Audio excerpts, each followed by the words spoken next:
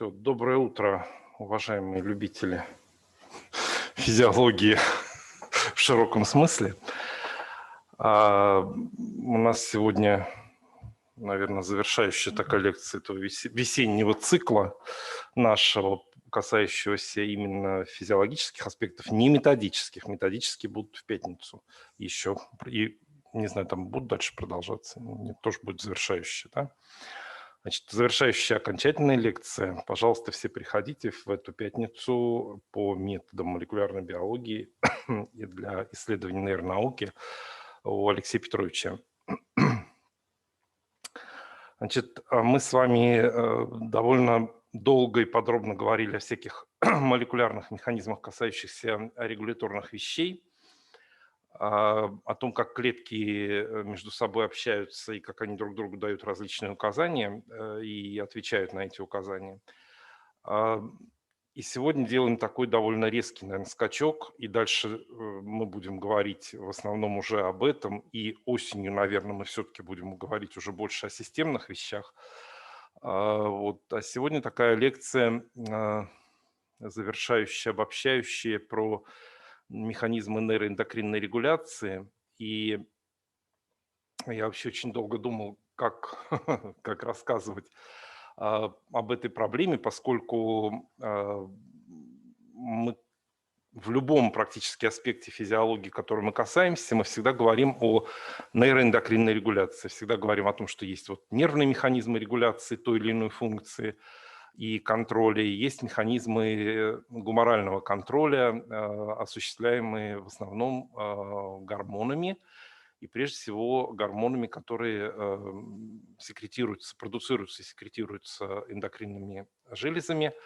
Ну и в широком смысле, наверное, у нас на сегодня не осталось ни одного органа, который бы не был исследован именно как продуцент физиологически активных веществ, который он поставляет в кровоток и которые могут действовать дистантно на другие органы мишени и регулировать их функцию в соответствии с потребностями, которые в этот момент есть у организма. Ну, я напомню, мы эту схему с вами уже смотрели, варианты различных регуляторных воздействий. Просто чтобы, так сказать, освежить немножко в памяти, значит, у нас есть варианты эндокринного сигналинга, которые связаны с действием гормонов, физиологически активных веществ, которые продуцируются клетками, прежде всего эндокринных желез, но не только эндокринных желез, потому что сейчас, например, и кишечник, и желудок рассматриваются как эндокринные органы, которые продуцируют огромное количество различных пептидных соединений, и эти пептидные соединения обладают своей физиологической активностью. Если раньше говорили только о локальной регуляции с помощью таких гормонов, кишечных гормонов, интестинальных гормонов, да, как их называют, или гормонов, которые желудок вырабатывает, то говорили, что они действуют только на процессы пищеварения, регуляции пищеварения, то сегодня мы уже говорим наоборот о более таких удаленных, что ли, мишенях этих гормонов и о той регуляции физиологических функций, которые могут осуществлять в том числе и интестинальные гормоны. Мы говорили с вами о различных паракринных, аутокринных механизмах сигнализации, которые тоже осуществляются с помощью биологически активных веществ локальной. Ну и, конечно, дистантные механизмы регуляции. Это механизмы, которые осуществляются с помощью нервных проводников или нейральных проводников. Наверное, нервные – это как-то немножко, да, про нервничание сразу. То есть нейропроводниковые такие механизмы, когда механизм проводится по нервам, сигнал проводится по нервам, и в результате выделения тех или иных, опять же, химических веществ регулирует деятельность клеток органов мишеней. То есть вот это нервная часть регуляции, нейрорегуляция и эндокринная регуляция. Ну и, конечно, когда мы с вами говорим о нейроэндокринной регуляции, мы должны понимать, что существуют структурные и функциональные доказательства которые говорят о том, что нервные клетки могут влиять на эндокринные клетки и вызывать в этих клетках изменения физиологической активности и выделение из этих клеток биологически активных веществ, которые являются гормонами, и которые действуют уже на другие клетки. И таким образом это показывает, что эндокринные клетки находятся под влиянием нервных клеток. И помимо этого, эндокринные клетки могут испытывать влияние других эндокринных клеток, клетки одних эндокринных желез могут испытывать влияние от гормонов, выделяемых другими эндокринными железами.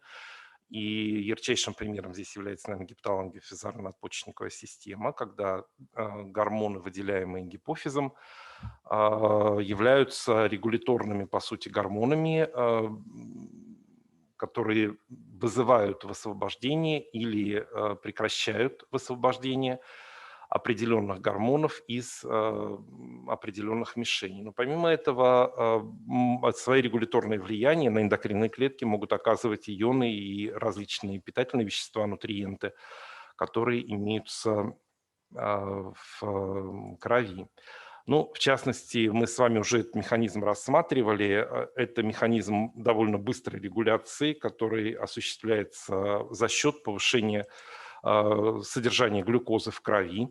Глюкоза взаимодействует с эндокринными клетками, поступает в эндокринные клетки и, прежде всего, клетки поджелудочной железы, отвечающие за синтез инсулина.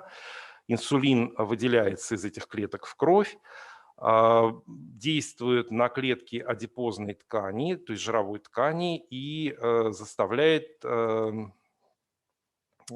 эти клетки накапливать глюкозу. То есть глюкоза быстро из крови убирается за счет такого воздействия, запасается в клетках жировой ткани, и в свою очередь молекулы инсулина, гормона, выделенного эндокринной железой, являются сигналом для того, чтобы затормозить синтез инсулина и его выделение из депо клетками эндокринными,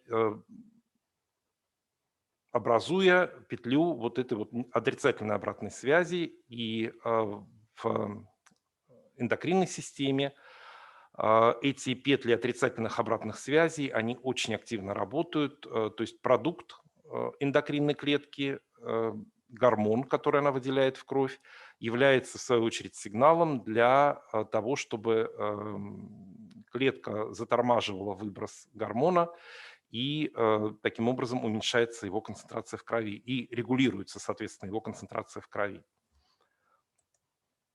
Значит, помимо того, что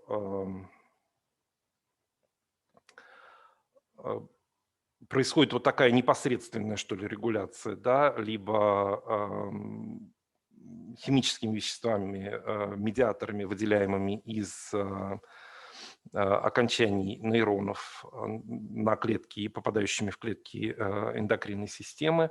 Центральная нервная система также оказывает непосредственное влияние на работу желез, эндокринных желез, я имею в виду прежде всего, через либо активацию автономной нервной системы, через активирующие или тормозные влияния на автономную нервную систему. И вот здесь показаны, в частности, примеры, да, когда за счет активации симпатической нервной системы происходит регуляция секреции из мозгового вещества надпочечника и выделяется адреналин, либо за счет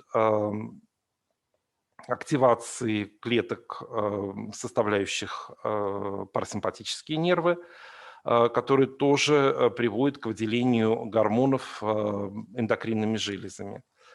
Это могут быть либо стимулирующие влияния, либо тормозные влияния, в зависимости от того, какое воздействие оказывает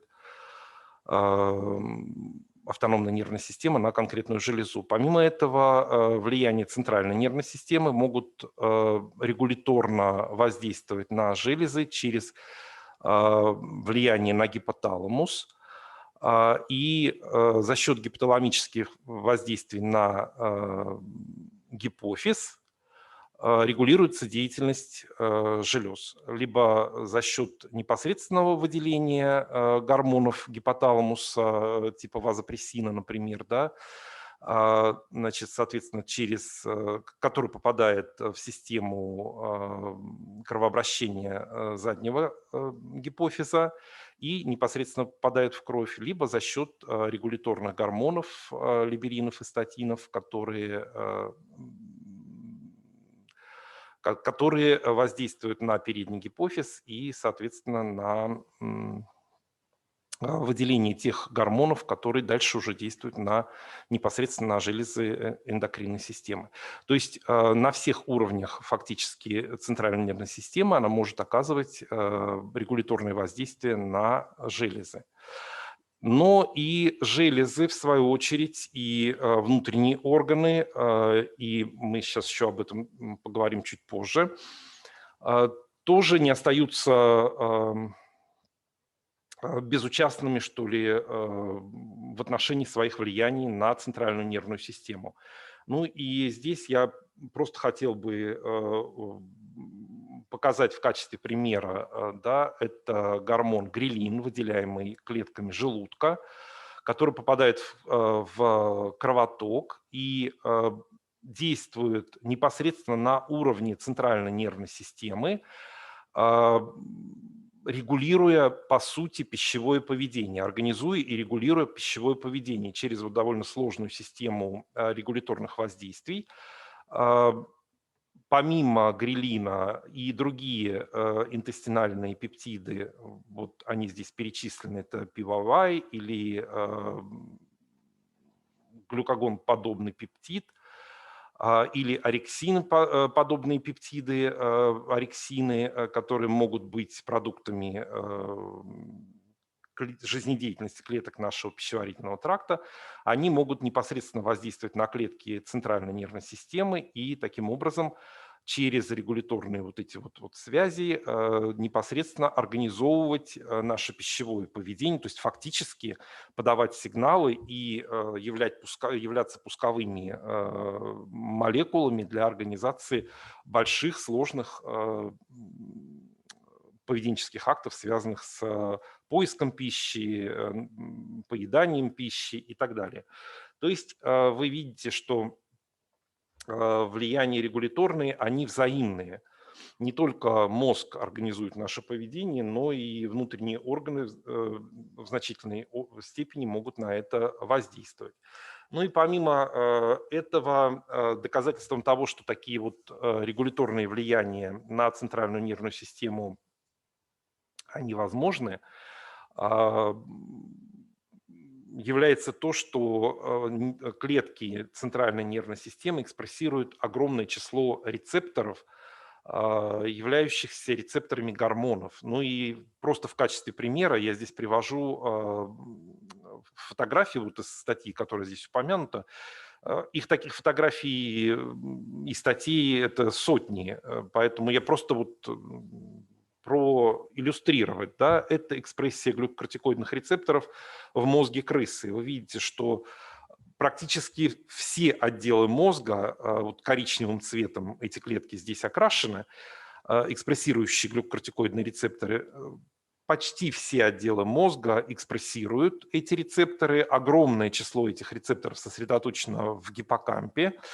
И отсюда вот завязываются очень сложные регуляторные связи, которые вообще регулируют все, что связано с гормонами стресса, с выбросом глюкокортикоидов при стрессе и при адаптации.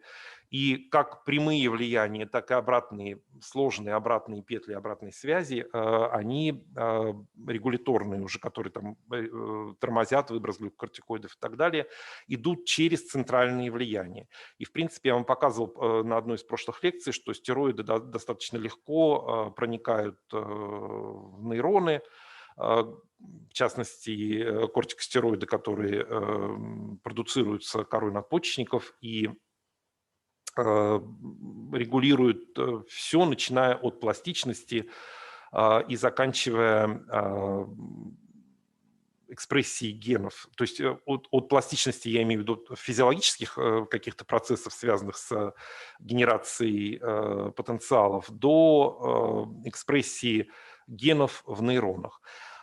И если, так сказать, вот аудитория, я не знаю, насколько сегодня у нас широкая, да, но я очень рекомендую несколько последних обзоров вот Натальи Валерьевны Гуляевой, заведующей нашей лаборатории, которые посвящены именно стероидной регуляции и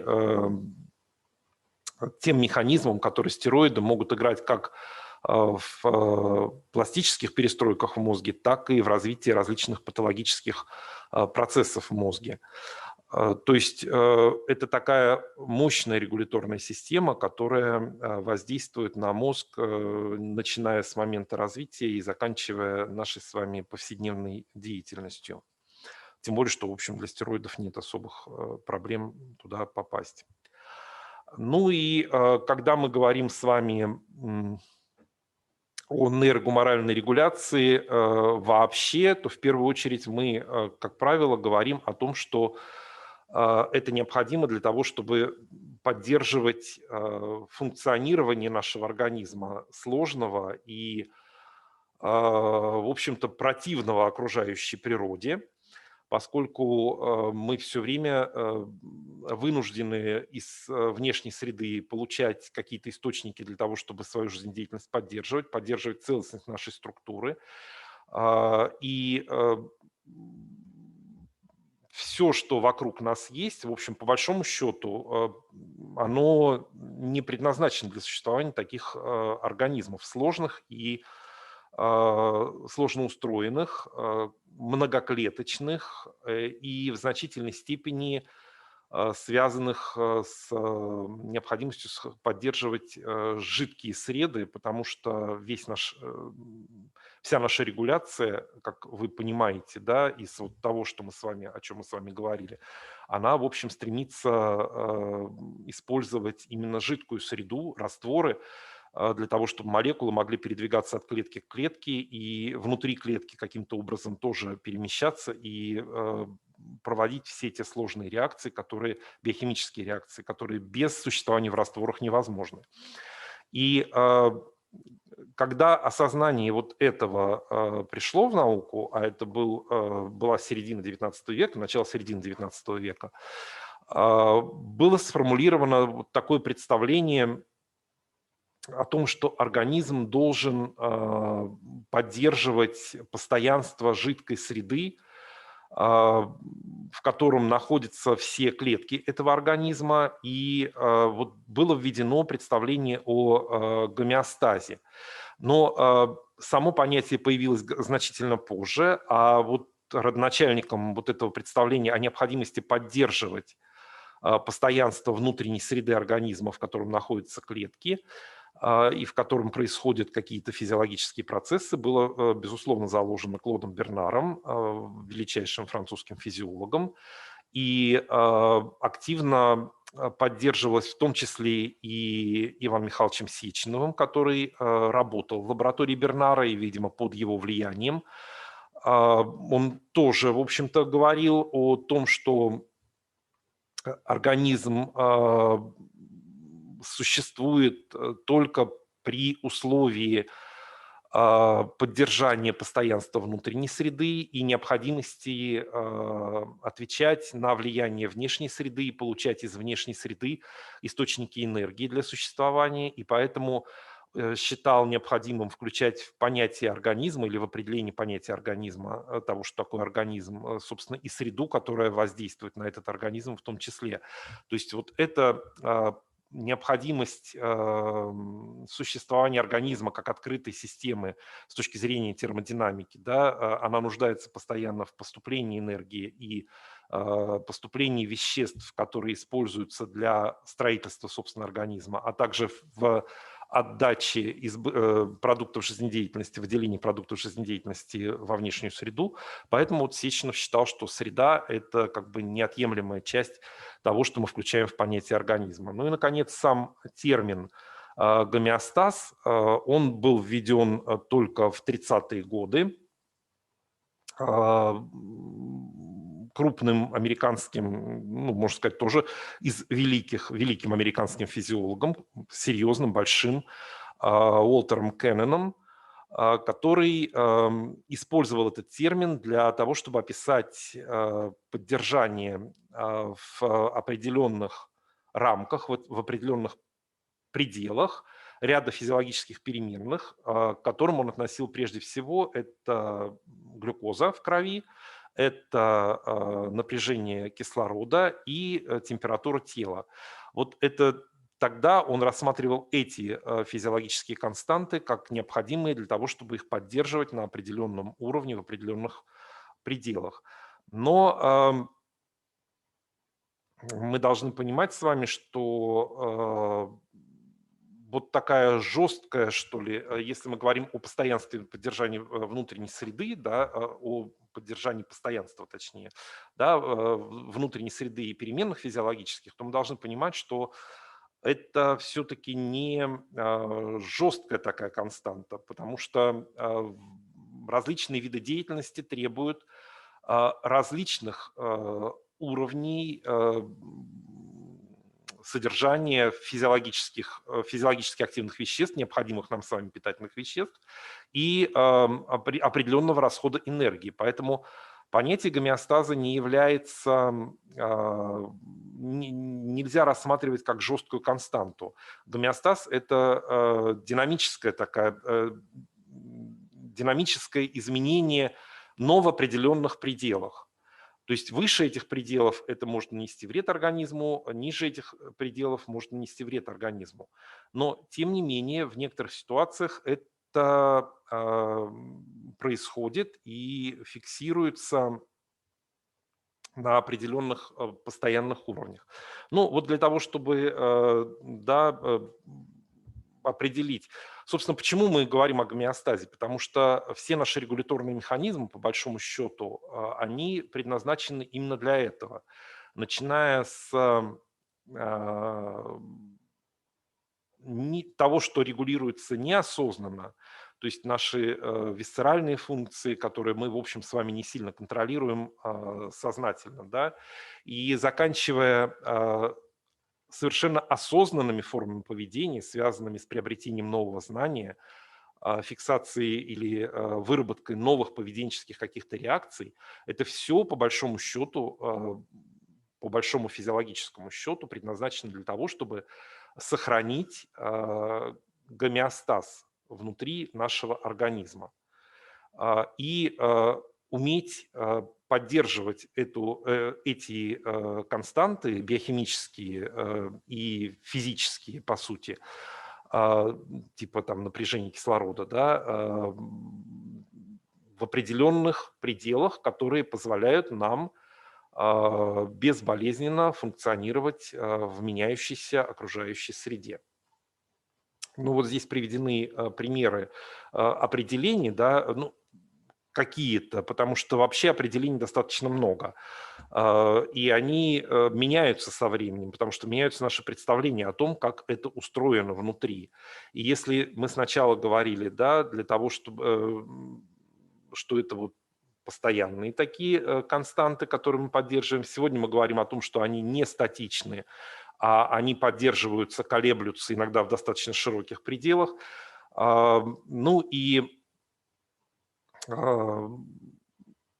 необходимо помнить, да, что все наши органы и системы органов, они вносят свой определенный вклад. Ну и в качестве просто иллюстрации я вот вам привел здесь, как меняются, собственно, одна из гомеостатических констант – это содержание глюкозы в крови, которое поддерживается всегда на определенном уровне.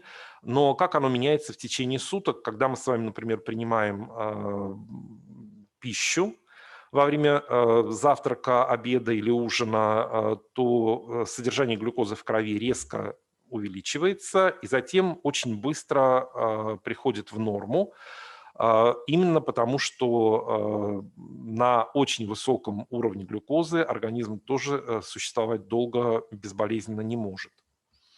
Если будет поддерживаться очень высокий уровень глюкозы, это приведет к изменению функций практически всех органов, и в итоге к фиксации сначала на этом определенном измененном уровне, а затем к развитию, если это в течение длительного времени будет продолжаться, к развитию патологических уже изменений, которые в итоге могут привести к гибели нашего с вами организма. Ам, в организме взрослого человека или взрослого животного есть два основные правила, что ли, которые должны соблюдаться для того, чтобы жизнедеятельность была нормальной. Первое – это функциональная целостность, потому что без этого невозможно, если возникает какая-то патология в каком-то органе, и он выпадает из нормальной функции, это приводит в итоге к развитию общей патологии у организма и нарушению процессов жизнедеятельности, гибели. И поддержание гомеостаза, несмотря ни на какие изменения окружающей среды. Это основное требование к тому, чтобы организм мог выживать. И вот, собственно, на это направлена вся наша с вами нейроэндокринная регуляция, которая организована вот на нескольких уровнях. Они здесь приведены на этой схеме. Это уровень периферических органов, которые, как правило, являются мишенью регуляции во многих случаях, но и сами могут выделять физиологически активные вещества, воздействующие на регуляторные органы, расположенные на более высоких уровнях регуляции. Следующим уровнем являются эндокринные железы, которые выделяют различные физиологически активные вещества, гормоны, и регулируют деятельность периферических органов. Деятельность эндокринных желез находится под контролем гипофиза, тоже железы внутренней секреции, но то есть эндокринные железы по сути, но деятельность которого тесно связана с деятельностью центральной нервной системы и находится под непосредственным контролем гипоталамуса или гипоталамуса точнее.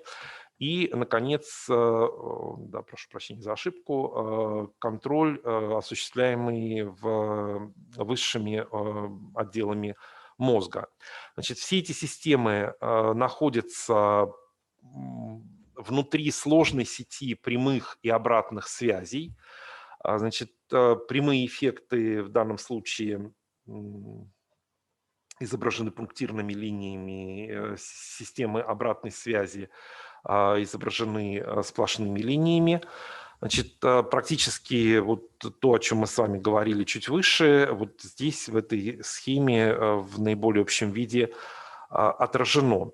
Но вот Михаилом Вениаминовичем Угрюмовым, академиком, выдвинуто в середине 90-х годов и активно развивается, не знаю, насколько сейчас активно, но вот до середины нулевых он очень активно об этом говорил и писал. Концепция того, что мозг на определенных этапах онтогенеза сам является эндокринным органом. Ну, в определенных пределах мы знаем о том, что он, мозг, я имею в виду, секретирует физиологически активные вещества. Прежде всего, это гормоны гипоталамические, которые и в гипоталамусе существуют две такие основные системы, которые занимаются синтезом физиологически активных веществ. Это крупноклеточная система гипоталамуса, которая непосредственно продуцирует вазопрессин и окситоцин, гормоны, поступающие в заднюю долю гипофиза, в систему кровотока задней доли гипофиза и оттуда поступающие в общий кровоток и регулирующие деятельность сосудистой системы и внутренних органов. Помимо крупноклеточной системы гипоталамуса существует мелкоклеточная система, система малых клеток, которые активно продуцируют и выделяют нейрогормоны, обладающие свойствами релизинг гормонов или инхибитинг гормонов или статинов, да, непосредственно. Это гормоны, которые поступают в переднюю долю гипофиза и стимулируют выработку гипофизарных гормонов, являющихся гормонами, регулирующими деятельность желез внутренней секреции. И в этом смысле мозг, конечно, является секреторным органом. Но помимо этого, на определенных, опять же, этапах антогенеза, да, секреторная деятельность мозга в значительной степени затруднена наличием гематоэнцефалического барьера, который в обе стороны не пропускает очень многие вещества, и поэтому те вещества, которые выделяются мозгом, необходимо, чтобы они в кровь каким-то образом попадали. И самое главное, что необходимо, это то, чтобы они в крови достигали физиологически активных концентраций, поскольку большинство гормонов, которые мозг может выделять и которые каким-то образом попадают в кровь, попадая в кровь непосредственно из структур мозга, очень сильно разбавляются и фактически теряют ту концентрацию, в которой они должны быть для того, чтобы обеспечить высокую вероятность взаимодействия со своими рецепторами. Хотя рецепторы таких веществ, они и на периферических органах существуют, в клетках периферических органов.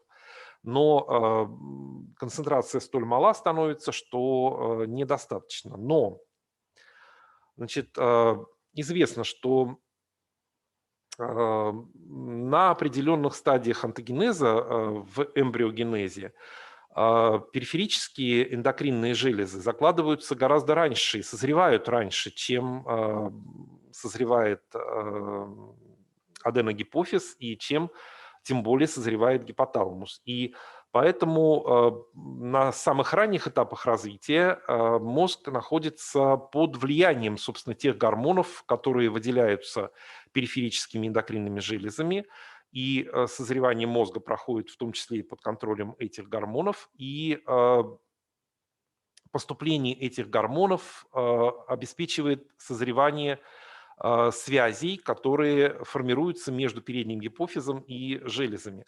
То есть вот это все до того, как у нас созрел гематоэнцефалический барьер, до того, как он закрылся, а, существует и работает.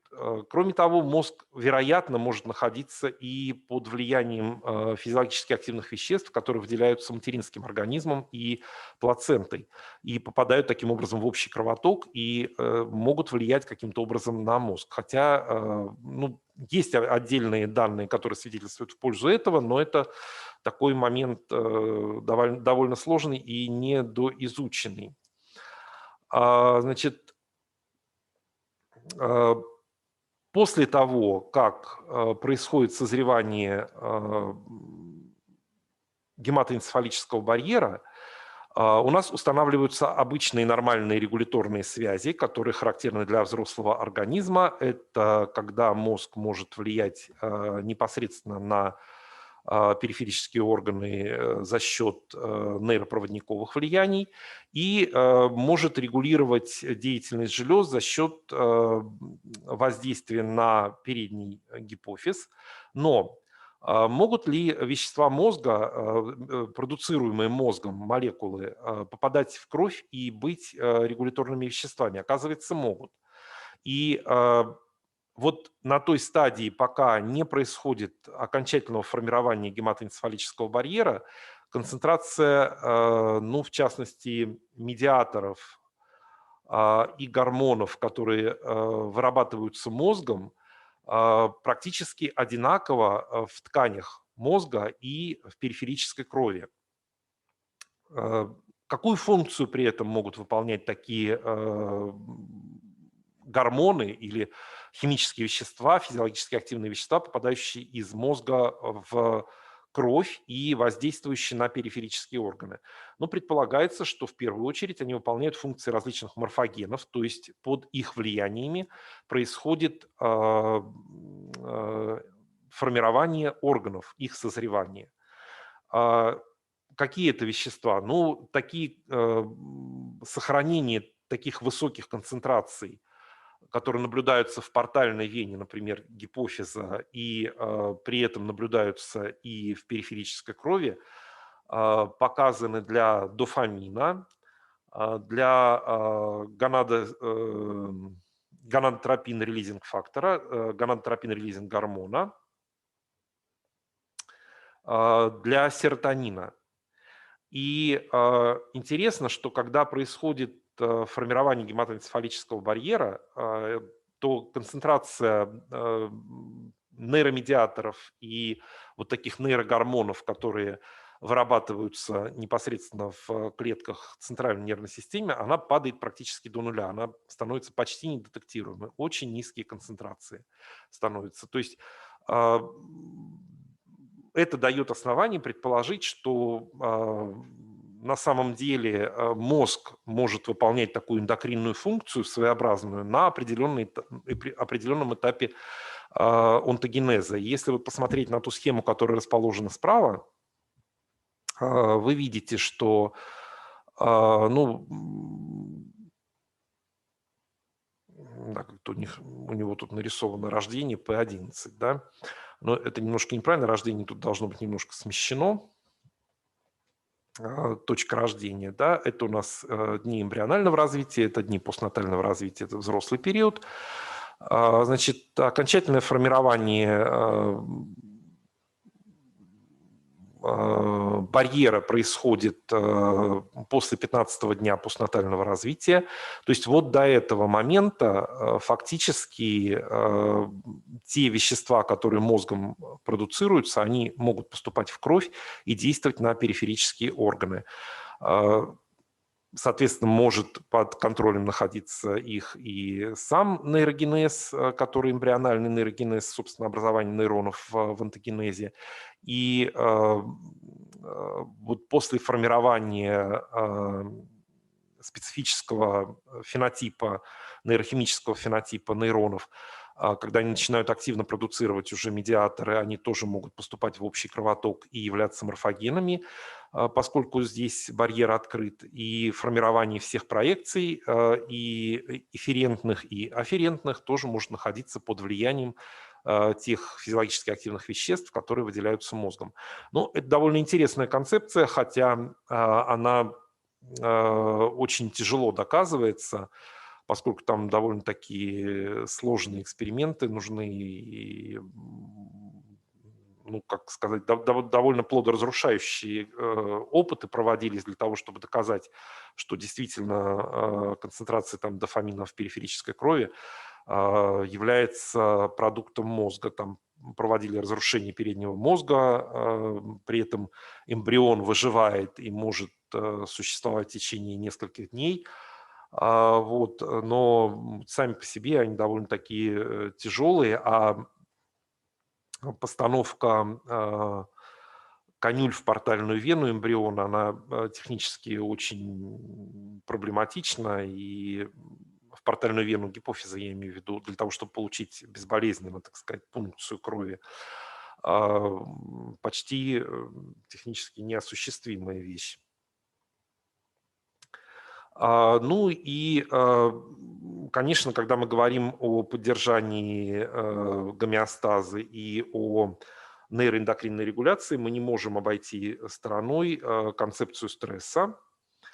Надо сказать, что еще Уолтер Кеннон в своих трудах в конце 19-го, начале 20 века говорил о том, что когда когда животное или организм впервые встречается с какой-то опасностью и сталкивается с каким-то изменением, серьезным изменением окружающей среды, то увеличивается секреция надпочечников, и это увеличение секреции в надпочечниках связано с тем, что он назвал fight-of-flight response, да, то есть то, что мы с вами, собственно, и знаем, как первую реакцию на стрессорное воздействие, это либо борись, либо убегай, да, организм должен спастись.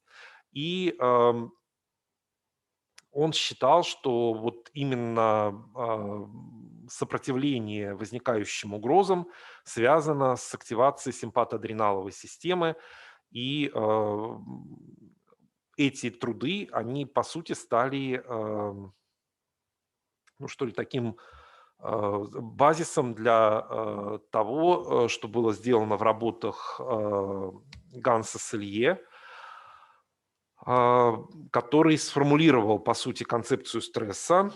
Ну, здесь у меня показано его, собственно, процитировано то, как он определяет стресс уже в поздних своих работах, как неспецифический ответ организма на любое изменение, которое на него оказывает воздействие, то есть на любое воздействие, которое происходит на этот организм. Концепцию свою он начал формулировать еще до войны, и исследования свои тоже начал до Второй мировой войны. И, соответственно,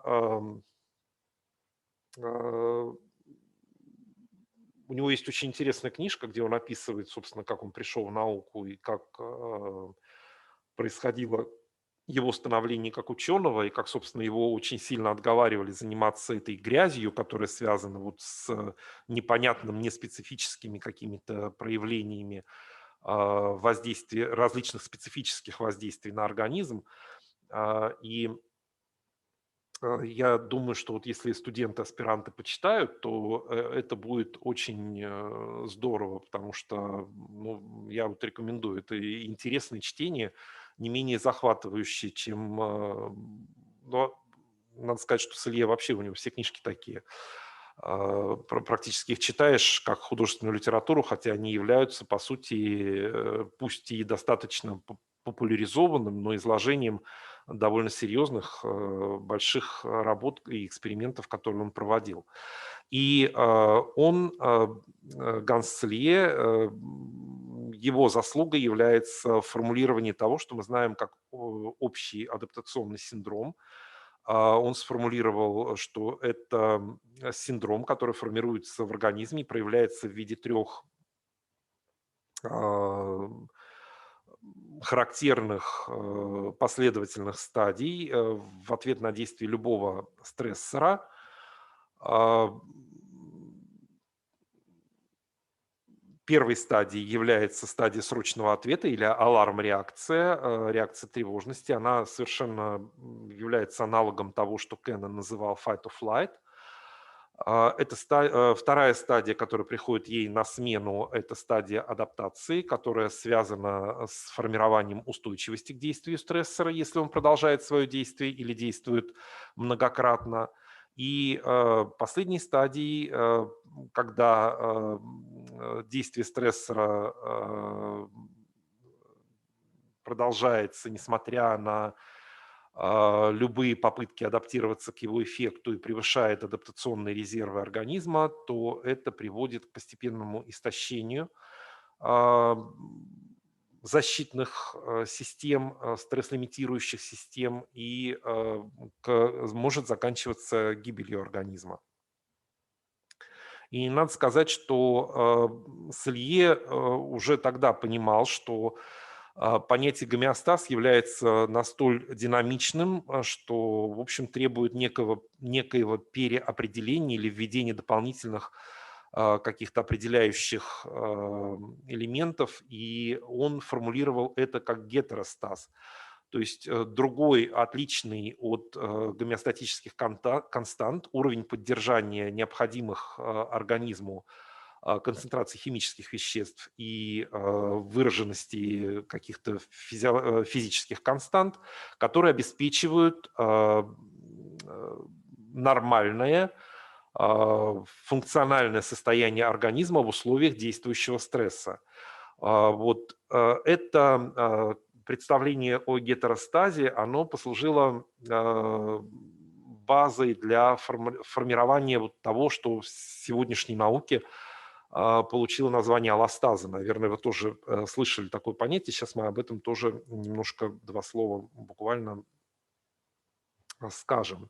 И в связи с развитием концепции стресса мне хотелось бы упомянуть вот еще ну, минимум два имени, хотя, конечно, людей, работающих в этой области, очень много. Ну, одно имя – это наш с вами соотечественник, советский, ну, выдающийся, на мой взгляд, физиолог, медик Феликс Мейерсон, который ввел понятие, которое мне, вот лично мне очень нравится, и, на мой взгляд, оно описывает очень многое из того, что мы видим как болезни адаптации, как болезни невозможности адаптироваться к меняющейся среде. Это понятие о структурной цене адаптации. Он считал, что он вообще очень активно разрабатывал в своей работе концепцию индивидуальной фенотипической адаптации. То есть то, что воздействие стрессорных факторов и вообще повседневности нашей с вами, да, повседневных изменений, с которыми мы сталкиваемся на организм, всегда в значительной степени определяется, точнее, не в значительной степени, а всегда практически определяется определенными индивидуальными особенностями каждого организма. И каждую адаптацию каждого организма необходимо, по сути, рассматривать как индивидуальную адаптацию и рассматривать все те имеющиеся факторы, которые определяют индивидуальную программу развития, начиная от генетики и заканчивая фенотипическими проявлениями нашего генотипа, которые именно обеспечивают вот эту вот индивидуальную адаптацию. Он считал, что при адаптации формируется всегда некий структурный след этой адаптации.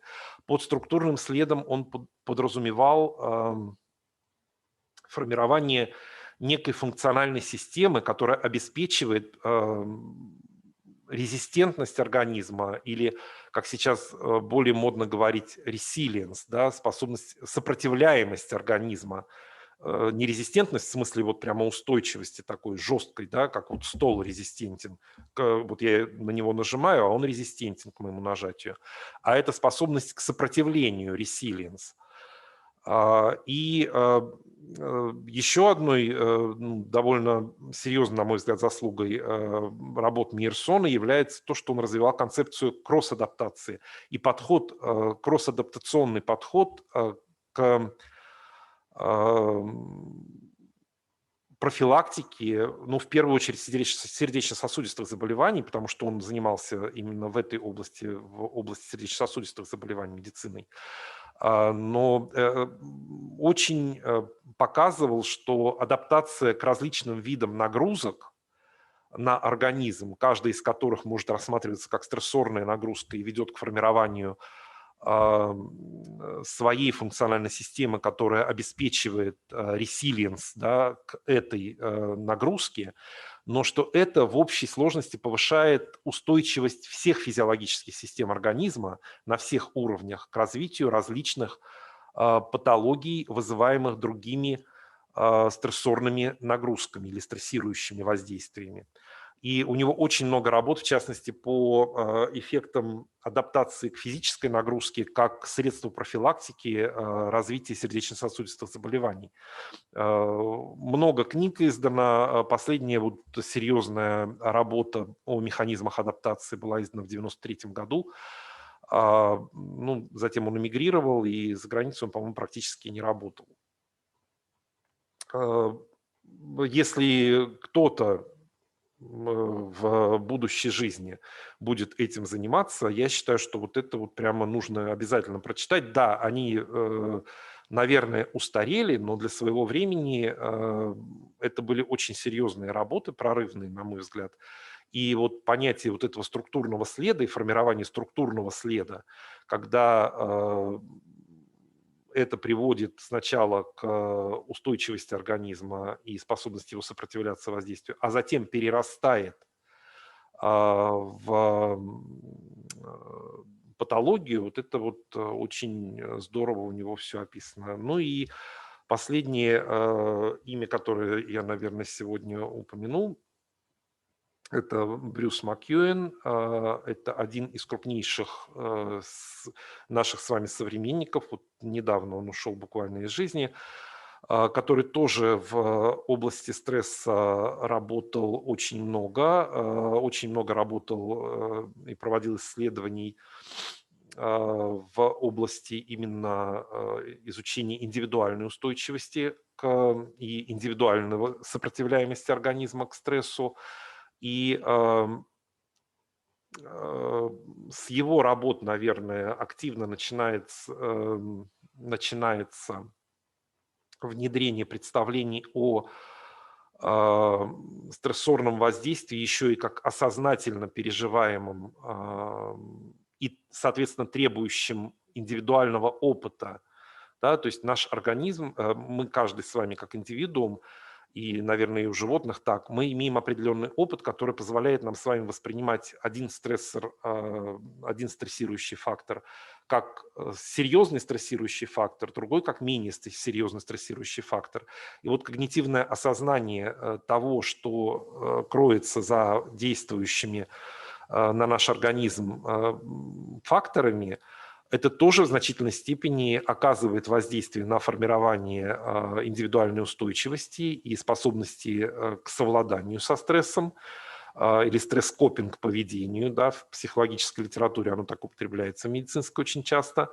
И он активно развивал концепцию аллостаза, которая была предложена вот этими двумя, сформулирована, точнее, двумя вот этими учеными Стерлингом и Айером относительно, по-моему, тоже сердечно-сосудистой системы в первую очередь, о формировании некого нового, что ли, уровня гомеостаза, который фиксируется на определенное время, и организм работает уже не на поддержании и сохранении гомеостатических констант, а на поддержании и сохранении тех параметров функций, которые связаны с деятельностью в условиях вот этой вот чрезмерной, какой-то новой чрезмерной нагрузки. Довольно сложное к пониманию, на мой взгляд, понятие, и я попробую его проиллюстрировать на последующих слайдах. Почему так много людей вообще занимаются проблемой стресса? Ну, вот я вам приведу, в частности, данные, которые мне удалось найти. Это ссылка на работы казанских физиологов труда. Да, есть такое понятие физиологии труда. Это люди, работающие в Казанском, в Приволжском, теперь федеральном университете, и они проводили такое исследование, собственно, как в России люди воспринимают и переносят те условия труда, в которых они работают. Да? Вот они, значит, вот я ссылку даю на публикацию в российской газете. Если честно, я не нашел непосредственно работ.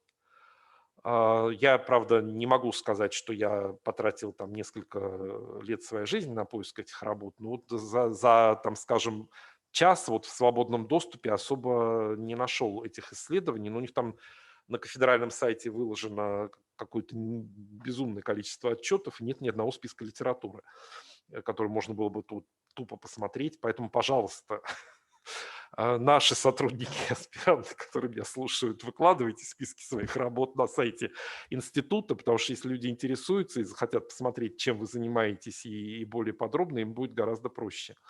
Значит, что эти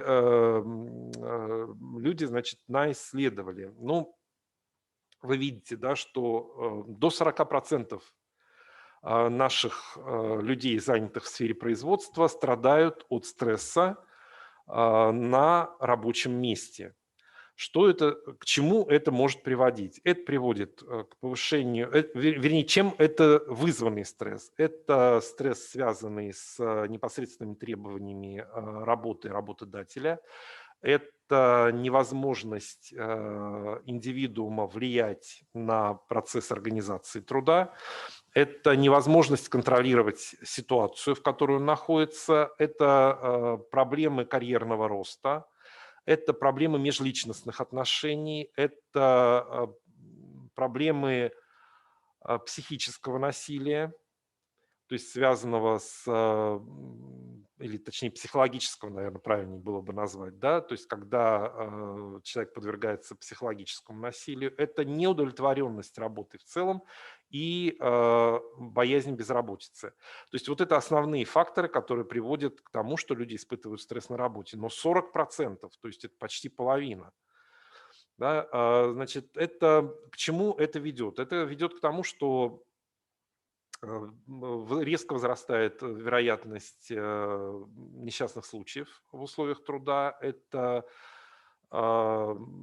отсутствие уверенности в будущем, и это приводит к развитию значительной части работников сердечно-сосудистых заболеваний и заболеваний мышечно-скелетной системы.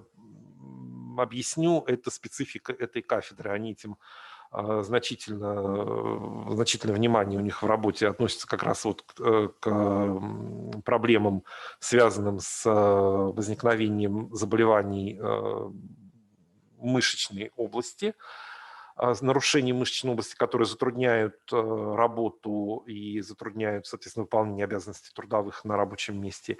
И, наконец, это психические заболевания, а как следствие развитие депрессии и алкоголизма.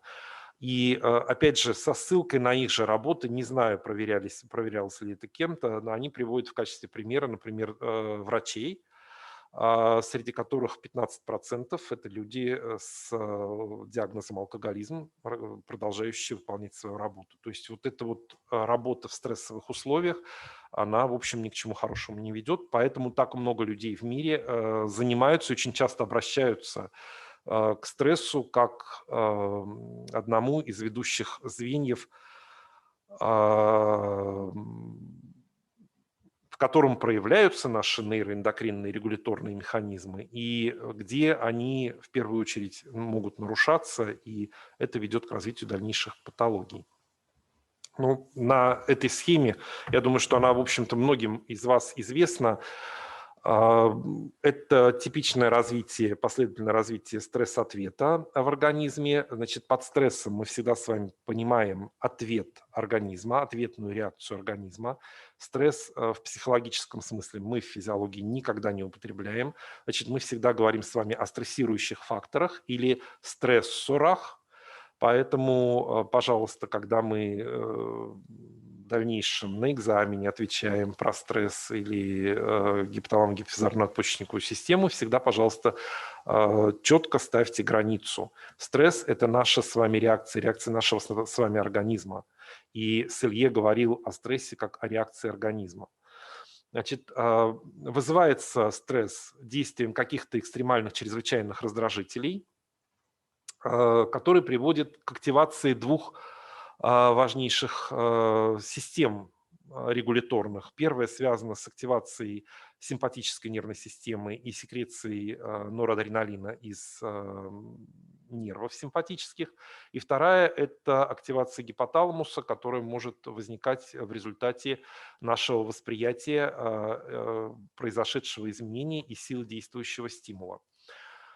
В ответ происходит секреция, релизинг гормонов из гипоталамуса, активация гипофиза и секреция КТГ из гипофиза, адренокортикотропного гормона, который стимулирует надпочечники выбрасывать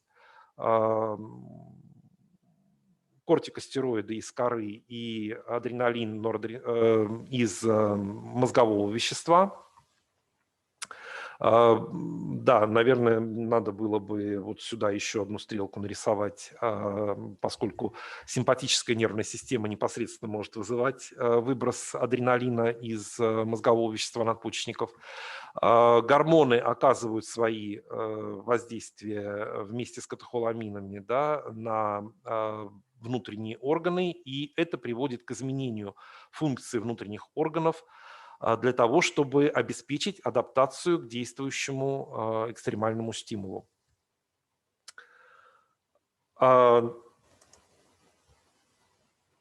Опять же, очень известная схема о том, собственно, на что действует, к чему приводит активация надпочечника, его коркового вещества и мозгового вещества. Корковое вещество продуцирует кортикостероиды, гормоны, среди которых разделяют которые на глюкокортикоиды и минералокортикоиды. Минералокортикоиды регулируют электролитный баланс, соответственно, содержание минералов, в первую очередь кальция. Глюкокортикоиды действуют на различные метаболические процессы. В периферических органах это в первую очередь увеличивается синтез глюкозы, жирных кислот, содержание свободно жирных кислот повышается, растет уровень гликогена, то есть глюкоза, которая избыточно запасается в виде гликогена, и растет, то есть два противоположных процесса могут запускаться, и растет концентрация глюкозы в крови. Это для предотвращения гипогликемии. То есть чтобы для чего это нужно? Потому что если мы посмотрим эволюционно, как закладывался этот механизм, то это нужно было обеспечить fight or flight. Да? То есть нужно было либо драться, либо убегать. Для того, чтобы драться и убегать, нужно, чтобы активно работала мышечная система. Для того, чтобы работала мышечная система, нужно много энергии. Для того, чтобы энергия вырабатывалась, нужно ее быстро получить. Быстрее всего она получается из глюкозы. Поэтому содержание глюкозы в крови должно резко повыситься в стрессовых условиях, и организм должен предпринять активную мышечную работу. Отсюда у нас с вами большинство проблем и проистекает, потому что мы давим мышечный ответ на стрессовую реакцию, и это очень здорово описано в работах «Почему у зебры» Роберта Запольски.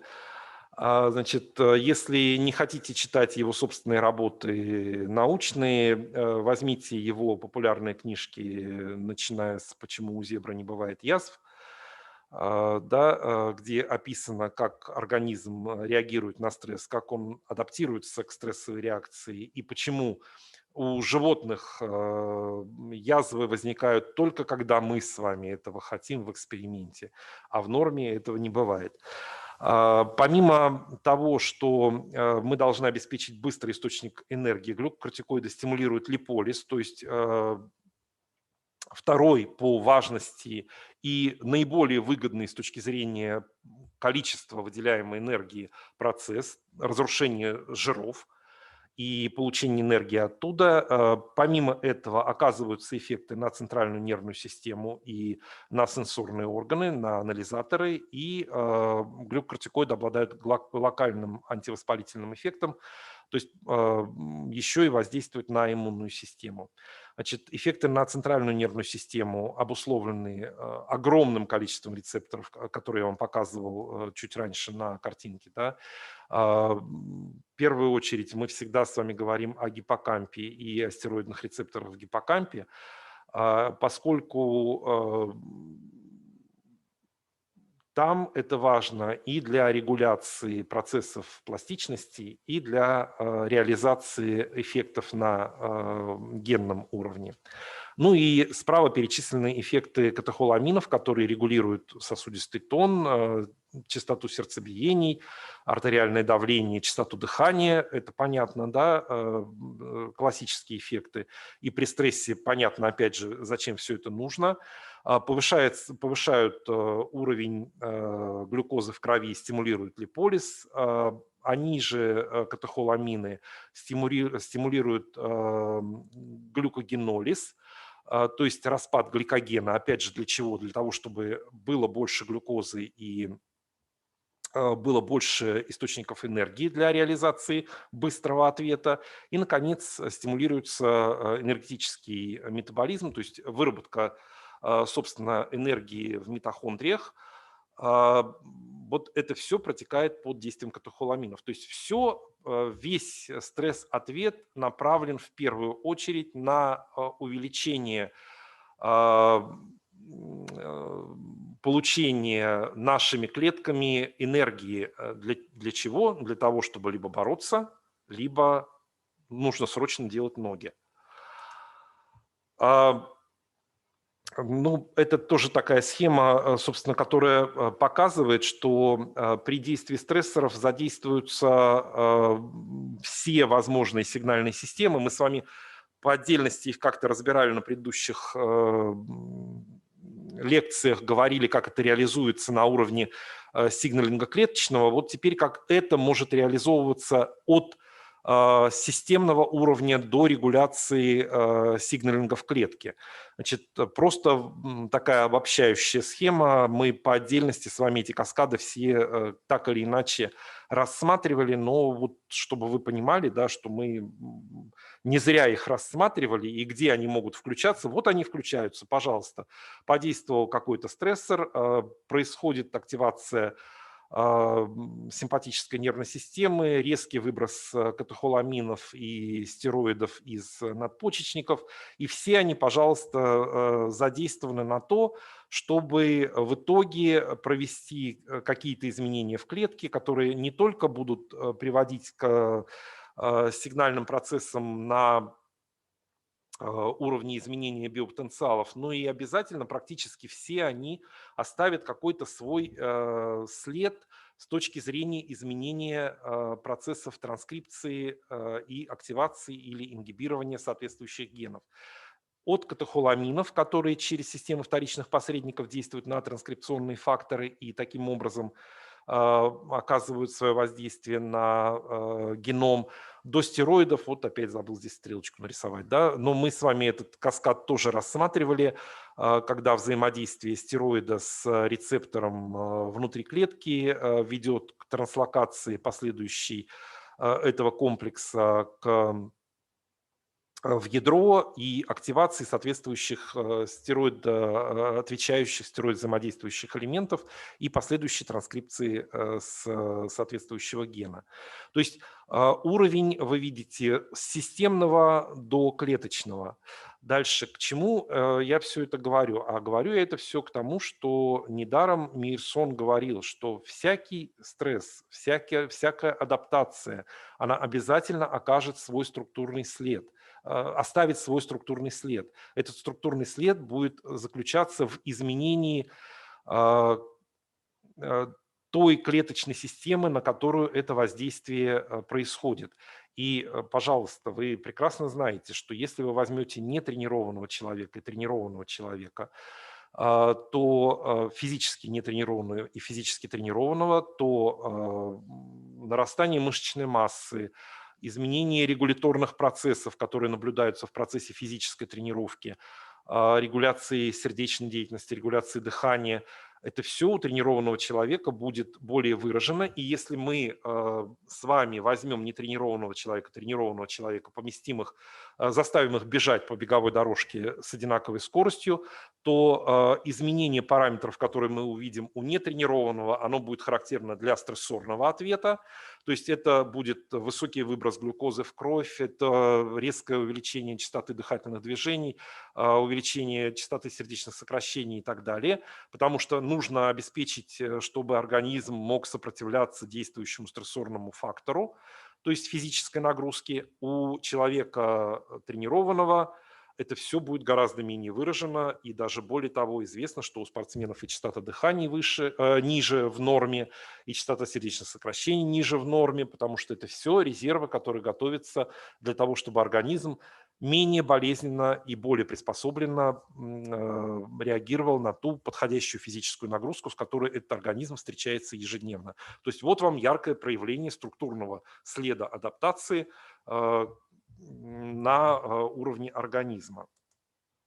Опять же, если мы с вами рассмотрим проблему общего адаптационного синдрома, о котором говорил Селье, Селье выделял 3 стадии. Но вот эта стадии по его книжке 1974 года, которая называется «Стресс без дистресса», но эту схему он рисовал, начиная с 30-х годов, когда он впервые, в общем-то, пришел к формулировке того, что все организмы на все виды чрезвычайных воздействий реагируют примерно одинаково. И он говорил, что вот проявляются вот такие 3 стадии адаптационного синдрома: аларм-реакция, уровень нормальной резистентности и истощение. Мейерсон, развивая как бы эту концепцию на уровне индивидуальной адаптации, уже говорил о том, что существует быстрая адаптация или срочная адаптация, существует долговременная адаптация. Под срочной адаптацией он подразумевал необходимость вот сейчас, в данный момент в данный момент действия стрессора, стрессирующего фактора, использовать те резервы, которые у организма есть, и те, которые готовы к тому, чтобы ограничить действие стресса. И реакция организма на такое острое воздействие ограничивается только возможностями и функциональными резервами, возможностями мобилизации всех функциональных резервов, которые у организма есть. И именно эта срочная адаптация, она характеризуется проявлением вот стресс-ответа в его типичной форме, как описывал это Селье. Более того, на стадии срочной адаптации, поскольку организм работает на пределе, возможны различные повреждающие воздействия на организм. При долговременной адаптации, когда стрессоры действуют многократно или долговременно, если это умеренные действия, это ведет к многократному повторению, к многократной реализации острых адаптационных проявлений, и это ведет к формированию функциональной системы, которая отвечает за специфический ответ на действие этого чрезвычайного фактора. Эта специфическая система, безусловно, будет включать и адренергические механизмы, и активацию гипофизарно-надпочечниковой оси, но при этом она будет обеспечивать экономичность ответа и позволять организму сопротивляться длительно действующему стрессору. Результатом формирования такой системы является как раз вот, она фиксируется, эта система, в виде системного структурного следа, как он это называл, что и является, по сути, структурной ценой адаптации к стрессу или стрессирующему воздействию этого организма. Ну вот формы этих адаптивных систем могут быть совершенно разными. Это зависит от тех нагрузок, которые организм регулярно испытывает. Ну и, наконец, вот о том, что Макьюином, точнее, было введено, это базируясь вот на представлении об аллостазе или том, как это сформулировали Стерлинг с Айером, достижение стабильности через изменение, то есть изменение физиологических констант, которые позволяют стабильно функционировать организму в ответ на возможное потенциальное стрессорное воздействие. То есть если мы с вами ежедневно занимаемся физической нагрузкой, и физическая нагрузка постоянно ведет к реализации неких физиологических ответов, то в итоге сформируется такая система, которая позволит нам уже не отвечать стресс-реакцией на это физиологическое воздействие. То есть мы будем его воспринимать как привычное. И потенциальное физиологическое воздействие, физическая нагрузка, с которой мы можем столкнуться в жизни, у нас уже наша система с вами, она как бы, наш организм подготовлен к встрече с такой нагрузкой тем, что его системы переведены в некое отличное от реальных гомеостатических констант от реального гомеостаза в функциональное состояние. Но такое возможно только в тех случаях, если адаптивные системы и стресс-системы не активируются слишком часто. Тогда мы нормально отвечаем на любое стрессорное воздействие. Если при определенных обстоятельствах происходит избыточно частая стрессорная активация, которую уже Макьюин называл аллостатической нагрузкой, то это приводит к формированию существенных изменений, которые в итоге могут реализоваться в виде болезни, которую Макьюин предлагал называть ценой адаптации. Да, очень похоже на то, что в принципе говорил Мейерсон, вот, хотя, ну вот, во всяком случае, вот Наталья Валерьевна рассказывала, что она с Макьюином когда-то встречалась и пыталась ему задать вопрос о работах Мейерсона по поводу структурной цены адаптации. Вот, тот сказал, что он ничего об этом не знает, ничего об этом не слышал, и, в общем, как бы это его концепция, вот он ее предложил. Значит, под аллостатическими нагрузками, которые могут привести к формированию болезни, как цены адаптации, он предлагал понимать либо избыточно частую активацию аллостатических систем, либо невозможность выключения вот этих аллостатических параметров, то есть чуждых для гомеостаза, поэтому они аллостазом называются, чуждых для гомеостаза параметров, если их невозможно убрать после стрессорной нагрузки, то это тоже может привести к заболеванию. И если ответ аллостатических систем неадекватен, вот если организм не тренирован, то ответ его может быть в конечном итоге на нагрузку неадекватен. И это может привести к возникновению заболеваний, связанных со стрессом и с невозможностью адаптации к стрессу.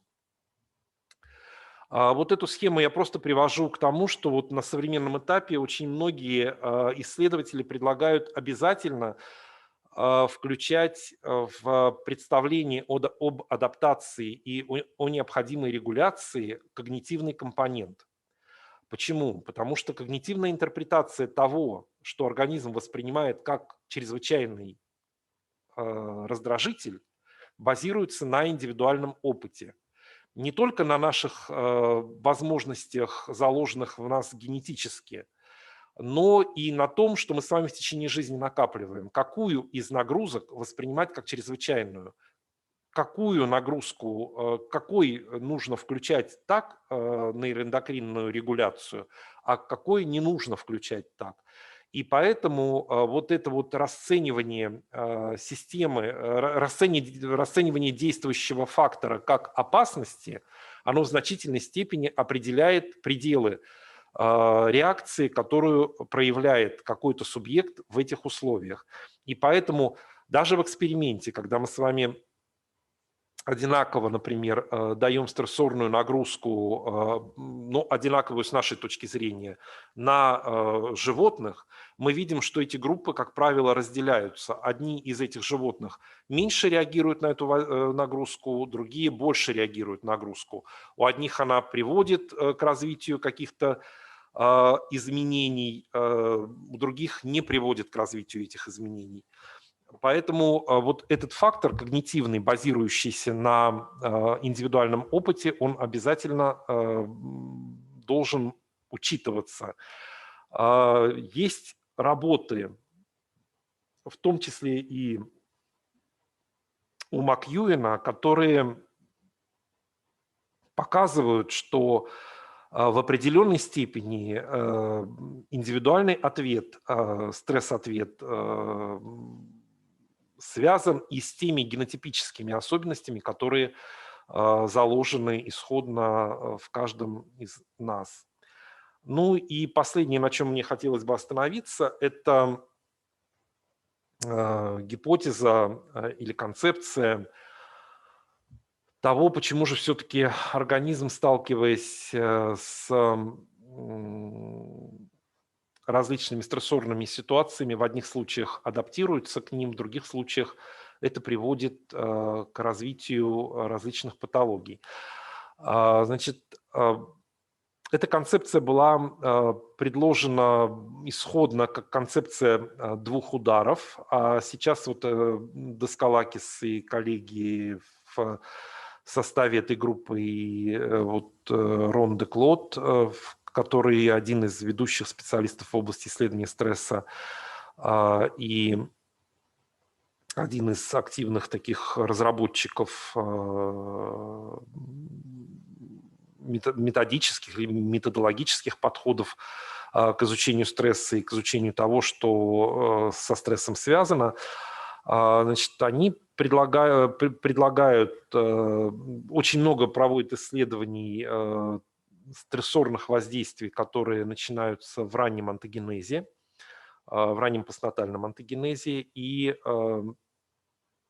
исходно сформулировали свою концепцию как концепцию двух ударов. Они говорили о том, что каждый организм исходно имеет определенный набор генотипов, генотипических особенностей, определенный набор генов, которые в значительной степени определяют его предрасположенность и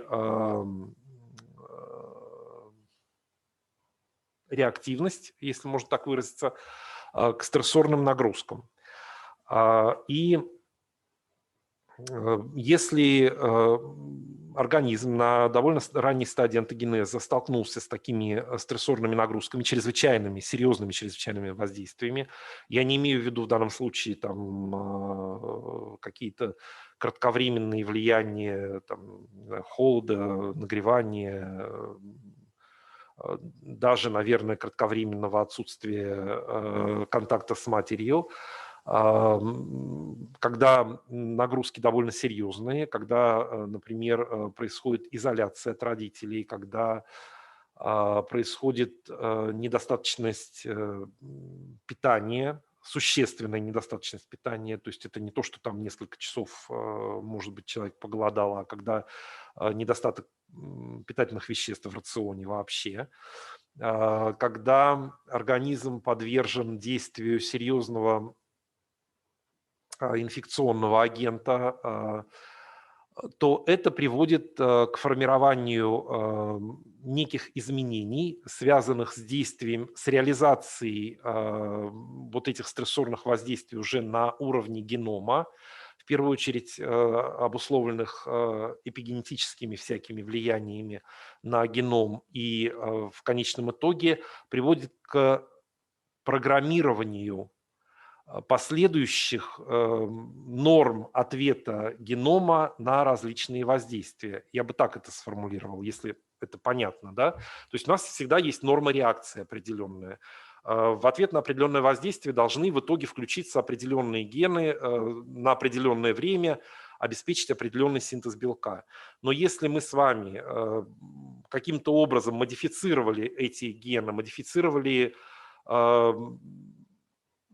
сами элементы ДНК или модифицировали гистоны, то есть модифицировали доступность этих генов для считывания, мы тем самым в определенных пределах поменяли норму реакции. И уже организм будет либо недостаточно отвечать на действующие факторы, либо избыточно отвечать на действующие факторы.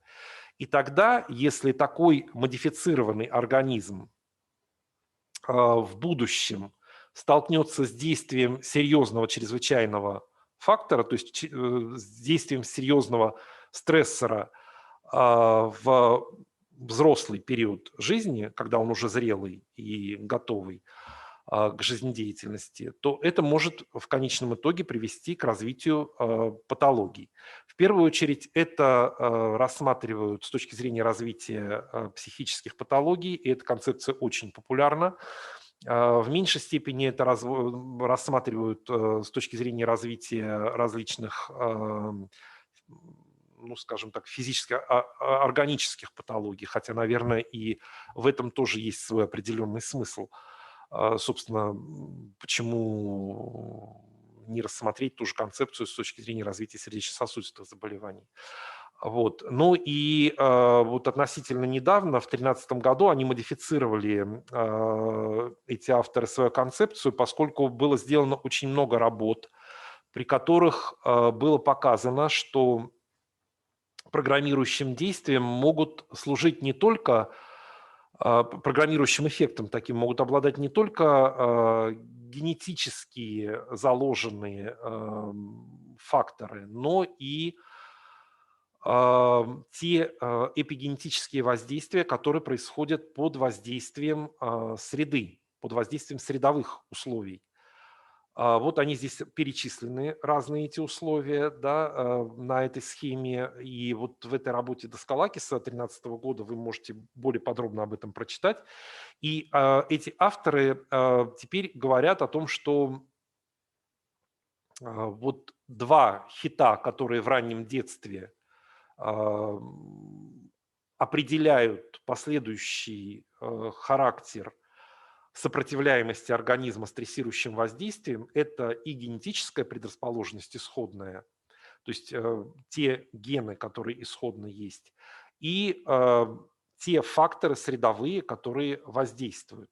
То есть это два важнейших момента, действующие на стресс реализующие, стресс-лимитирующие системы нашего организма, которые в значительной степени помогают нам дальше либо приобретать высокую сопротивляемость к стрессу, либо определяют нашу повышенную чувствительность и уязвимость для стрессорных воздействий как провоцирующего заболевания фактора. Ну и, наверное, на этом я закончу.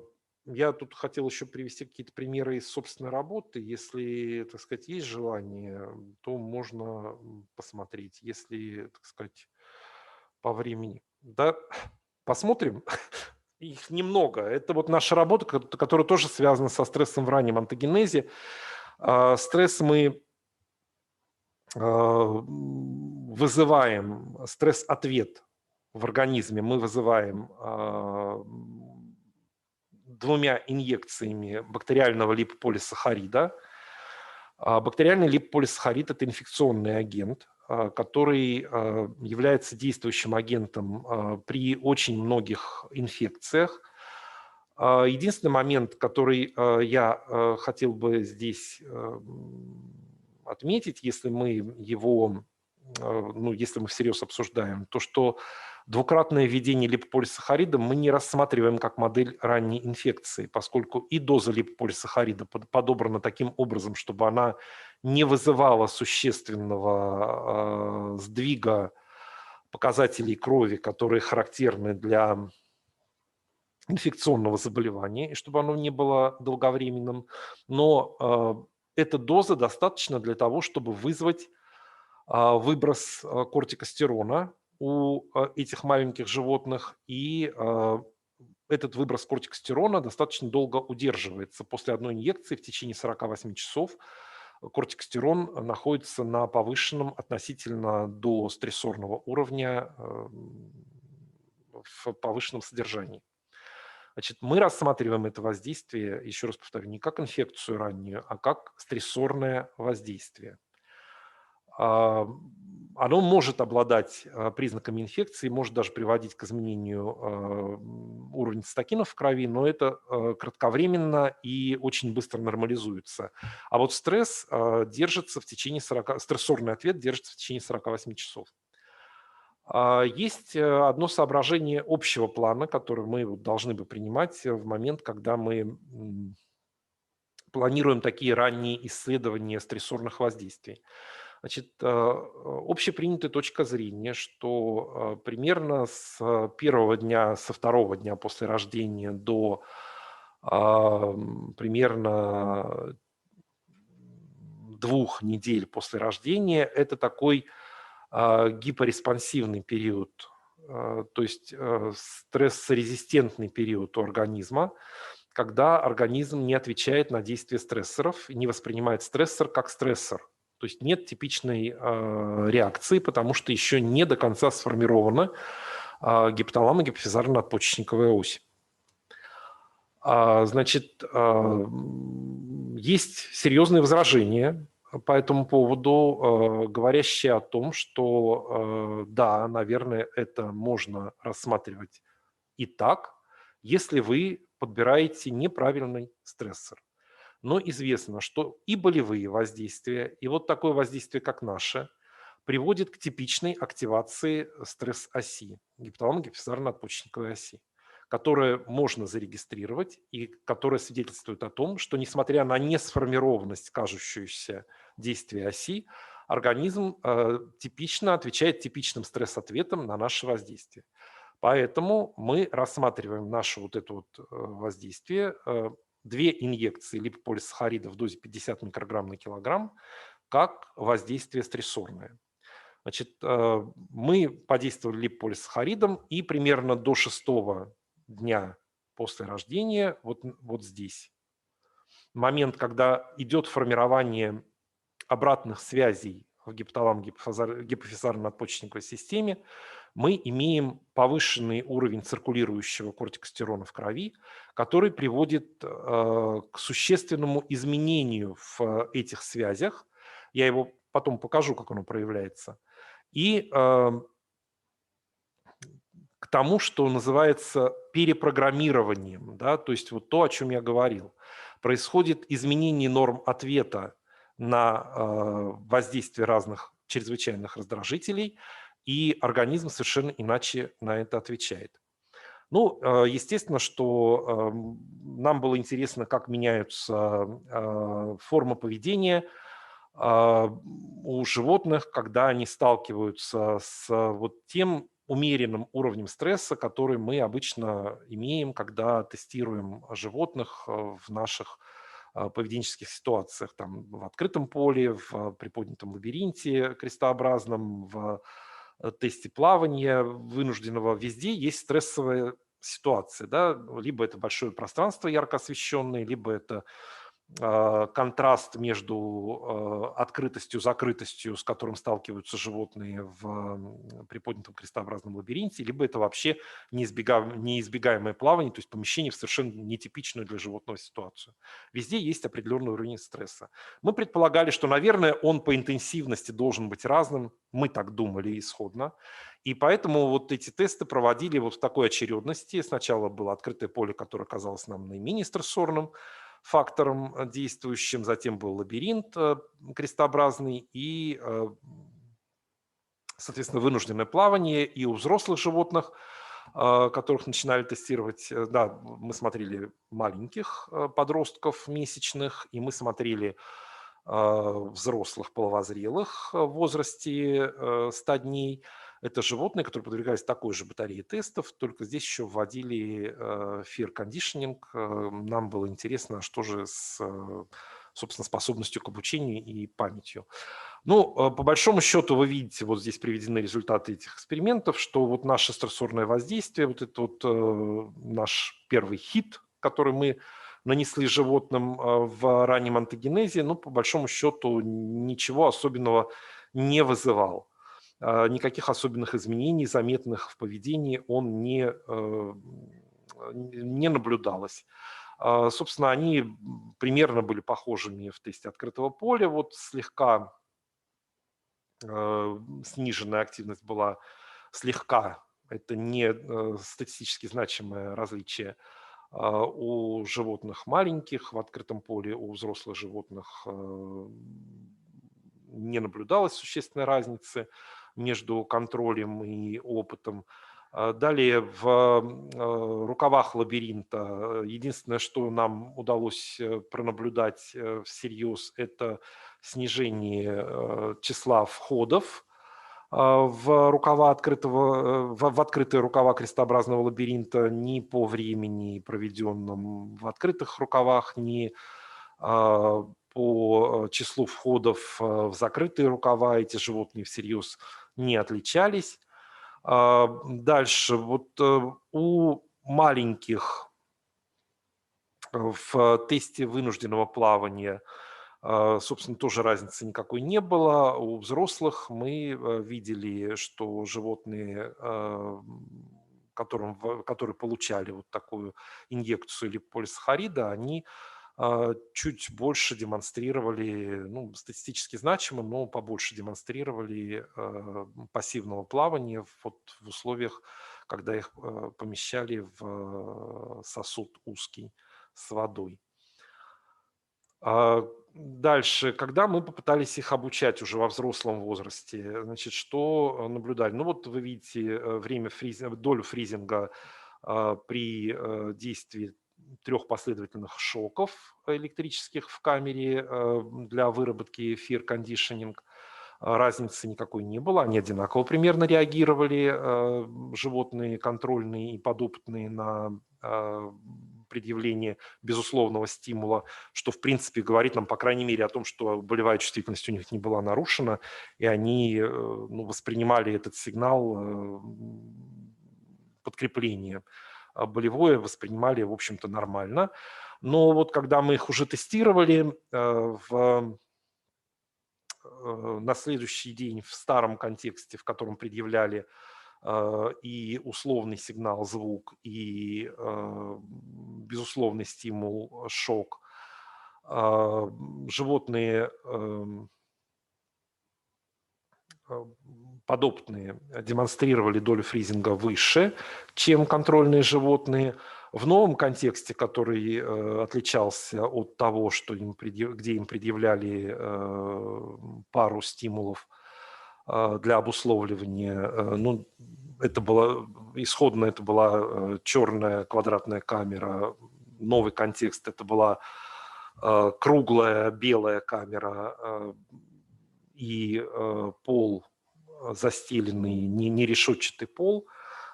Эти животные примерно одинаково реагировали на контекст, то есть они меньше замирали в этом контексте, но когда предъявляли им стимул звуковой, они реагировали высокой долей замирания на этот звуковой стимул, практически все время сидели неподвижно, пока он звучал, и примерно одинаково реагировали и контрольные, и подопытные животные. То есть что нам говорит? Это что при минимальных изменениях фенотипических, которые мы видим на уровне поведения, то есть это небольшое увеличение пассивно-оборонительной реакции на острое стрессорное воздействие.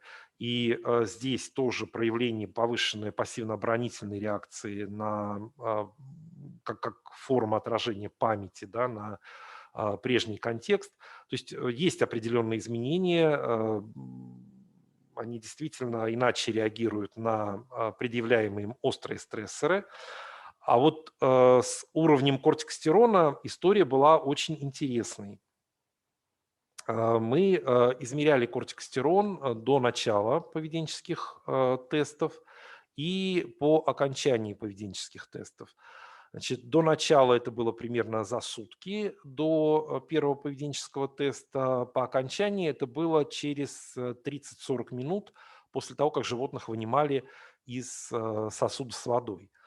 Почему мы так делали? Мы хотели получить некий базовый уровень кортикостерона, который есть у контрольных и подопытных животных, и некий уровень реактивного, что ли, кортикостерона, то есть как он меняется в ответ на стрессорное воздействие. Известно, что у контрольных животных через 30 минут после теста вынужденного плавания происходит резкий рост кортикостерона в крови, и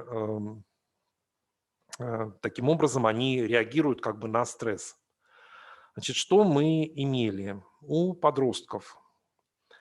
Значит, у подростков в норме, в базе уровень кортикостерона был почти в 1,5 раза выше, даже почти в 2, наверное, выше у тех, кто перенес стрессорное воздействие в раннем онтогенезе, по сравнению с теми, кто испытывал только введение физраствора. Да, контрольным животным вводили физраствор в те же самые сроки. Я вот не упомянул об этом, это неправильно. То есть они как бы стресс укола они испытывали, но, видимо, он был не очень значимым для них. И подростки, опять же, реагировали существенным ростом кортикостерона в ответ на плавание. То есть вот это мы видим, что такая типичная реакция, которая должна быть для нормальных животных. А вот у животных, которые в детстве испытали стресс, реакции кортикостерона на стрессорное воздействие в виде плавания, такой гетеротипичный стресс, да, не происходило. То есть о чем это говорит? О том, что эта реакция существенно загрублена, либо они в норме своей существуют на таком пределе напряжения гипофизарно-адреналовой системы, что они дальше уже реализовывать стресс в расчете на эту систему не могут, она просто не реагирует таким образом, которым должна.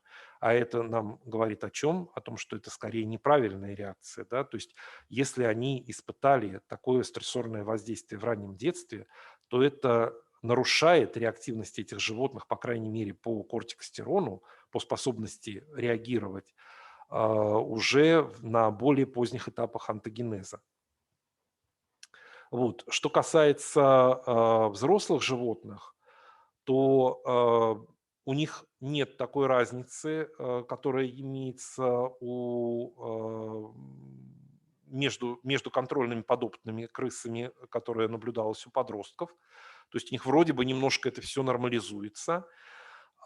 И они, ну, взрослые животные вообще никак не реагировали на стресс, из чего мы делали вывод, что, скорее всего, для них эта ситуация, они быстрее нормализовались после стрессорного воздействия, у подобных животных эта реакция была таки выражена.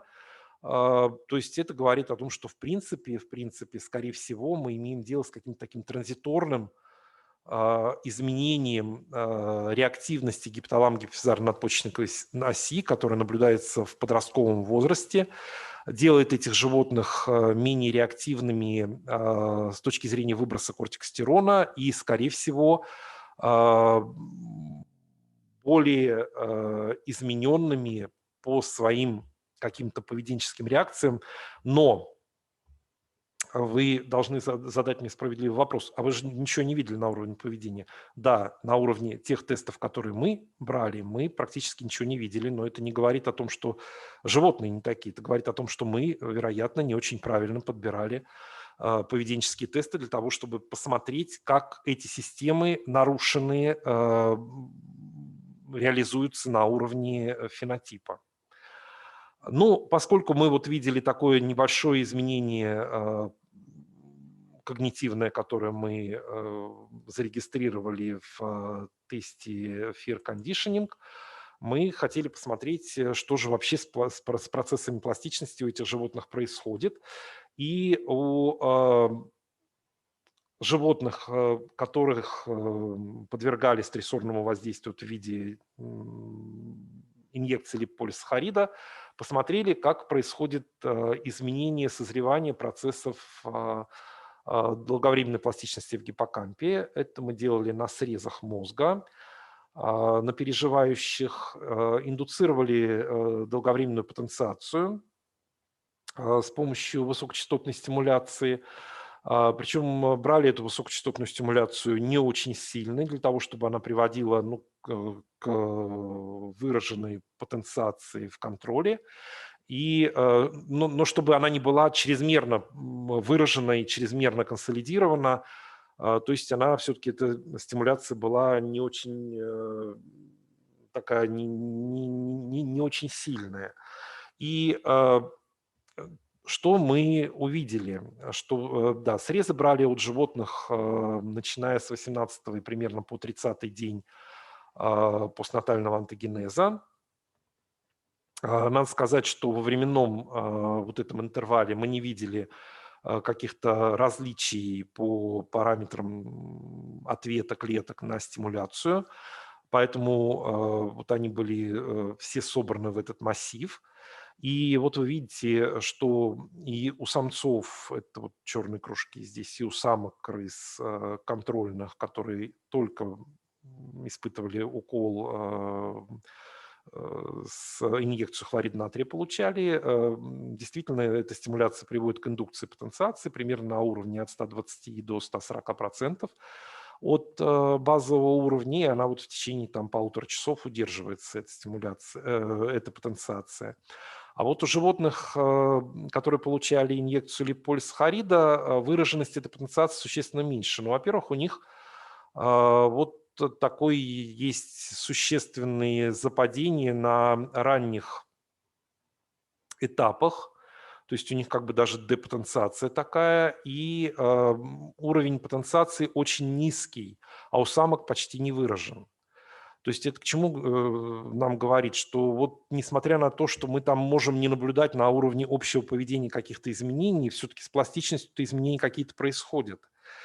И поскольку у нас были предварительные данные о том, что ну, предполагали мы, исходя из литературы, что, скорее всего, вот эти вот изменения, которые мы наблюдаем на раннем этапе потенциации, они связаны с изменениями в тормозной системе, в тормозных интернейронах. И более того, у самок вот этот эффект снимался аппликацией бикокулина, то мы решили посмотреть, а что же, собственно, происходит с тормозными нейронами в гиппокампе у этих животных. И вот у нас недавно вышла работа, которая этому, собственно, посвящена. В ней мы два аспекта рассматривали. Во-первых, нам было интересно, сохраняется ли у этих животных воспалительный след в гиппокампе, который мы оценивали по состоянию нейроглиальной компоненты, в первую очередь по состоянию микроглии в гиппокампе. Значит, и второй аспект, собственно, мы посмотрели, есть ли существенные изменения в числе клеток, экспрессирующих глутамат декарбоксилазу 65. Это фермент, который отвечает за синтез ГАМК. И по экспрессии этого фермента мы можем определить, какие нейроны являются гаммкоргическими нейронами. И дальше посмотрели, происходят ли изменения в разных классах этих гаммкоргических нейронов. Ну, вот здесь приведены результаты работы, которая была сделана. Это мы оценивали два компонента. Мы оценивали число клеток глиальных, микроглиальных в разных отделах гиппокампа. Это вот область С1, область СА3 и зубчатая фасция у самцов. Вот это левая часть, и у самок. И второй аспект, который мы оценивали, это мы оценивали фрактальную размерность этих клеток. Что такое фрактальная размерность? Ну, в принципе, по-моему, уже даже здесь наши ребята рассказывали про это. Это степень выраженности кривизны этих клеток. То есть мы на хорошем увеличении фотографировали эти клетки, дальше снимали с них маски и оценивали фрактальную размерность получившейся фигуры. Значит, если эта фигура в пределе близка к окружности, то фрактальная размерность ее будет равна единице. Если она отличается от окружности существенно, то фрактальная размерность ее будет меняться, она будет увеличиваться. И, собственно, вот результаты измерений числа клеток, подсчет числа клеток и измерений фрактальной размерности, вот они здесь представлены.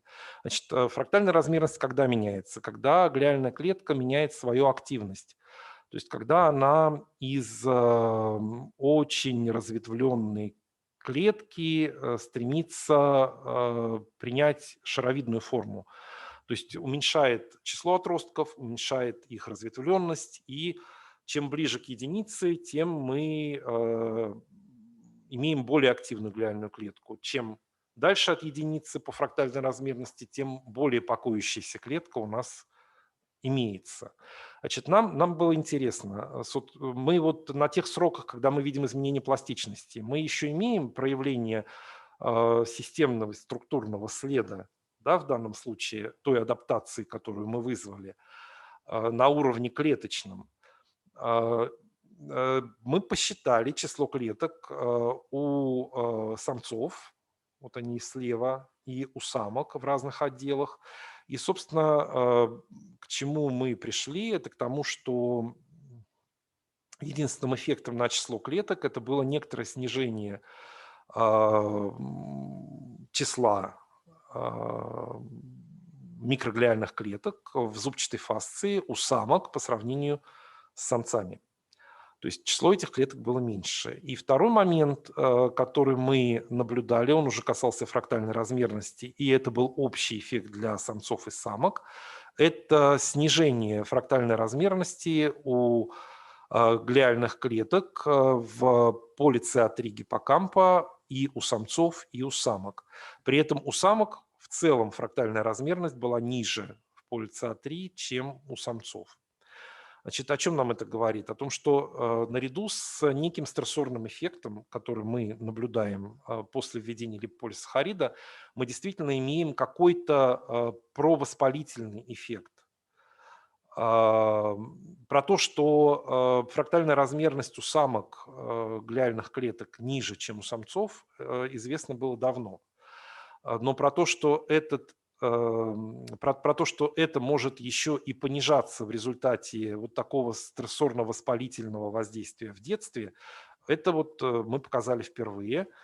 И действительно, мы, оказывается, можем у 18-20-дневных животных зарегистрировать проявление воспалительного ответа в виде активации глии, которое мы видели, которое мы вызвали когда-то очень давно, вот прямо у младенцев. Что же касается клеток гамма-крагических, то тут все очень интересно.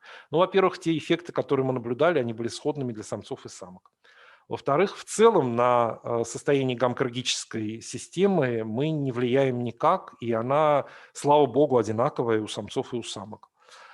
То есть по числу гамма-крагических нейронов в гиппокампе, в разных отделах гиппокампа ничего не меняется ни у самцов, ни у самок. Все это вот замечательно одинаково. Значит, дальше, ну, это известно, известный факт, что популяция гамма-крагических нейронов, она неоднородная. Изучать ее электрофизиологически достаточно сложно, и подходы, которые предлагаются, они связаны с разной нейрохимией этих нейронов. То есть эти нейроны экспрессируют разные нейрохимические профили, нейрохимические фенотипы.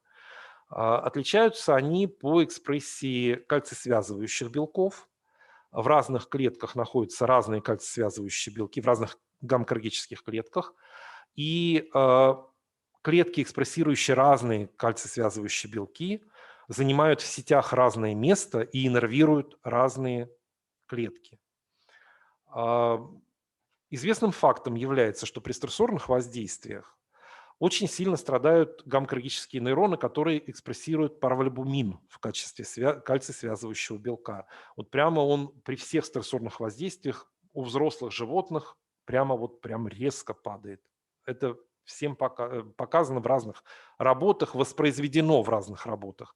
И даже при действии раннего стресса, в раннем антогенезе, ну, в частности при материнской депривации, так называемой, да, когда детеныши отделяют от матерей на продолжительное время многократно или изолируют от матерей с определенного возраста, вот эта популяция нейронов резко уменьшается. А вот в нашей ситуации мы увидели реакцию совершенно других популяций нейронов.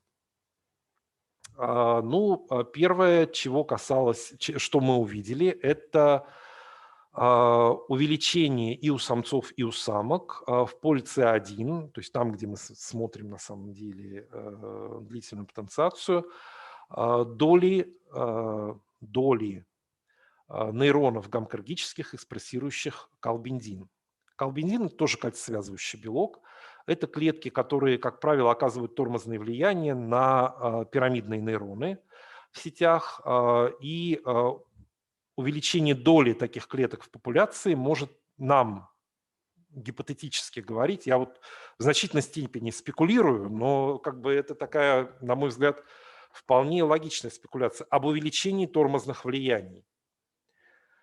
То есть доля таких клеток увеличивается.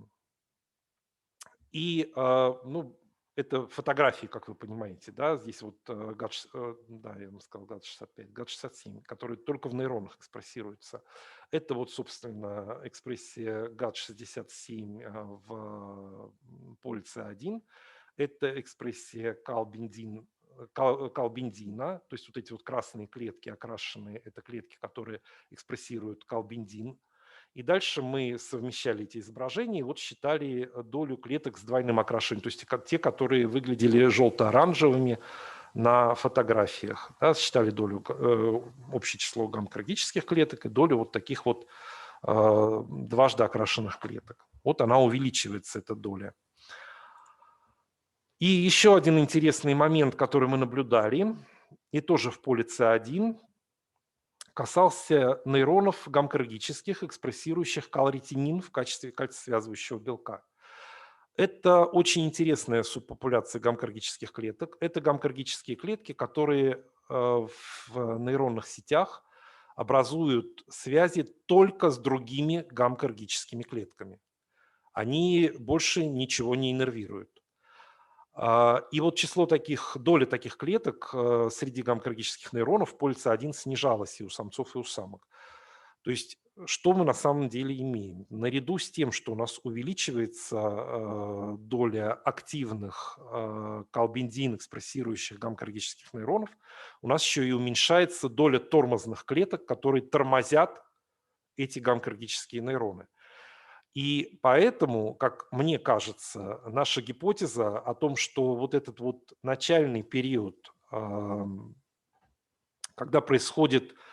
когда с трудом вырабатывается долговременная потенциация, стимулируется долговременная потенциация в гиппокампе у крыс, перенесших вот такой ранний постнатальный провоспалительный стресс, нарушено вот этот участок, и то, что это нарушение связано с гамма-крагическим торможением, скорее всего, поэтому оно снимается бикукулином, который стимулирует, который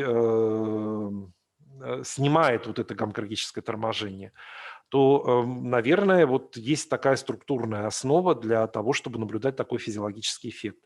То, что мы полностью не ингибируем LTP, мне кажется, это даже вот плюс.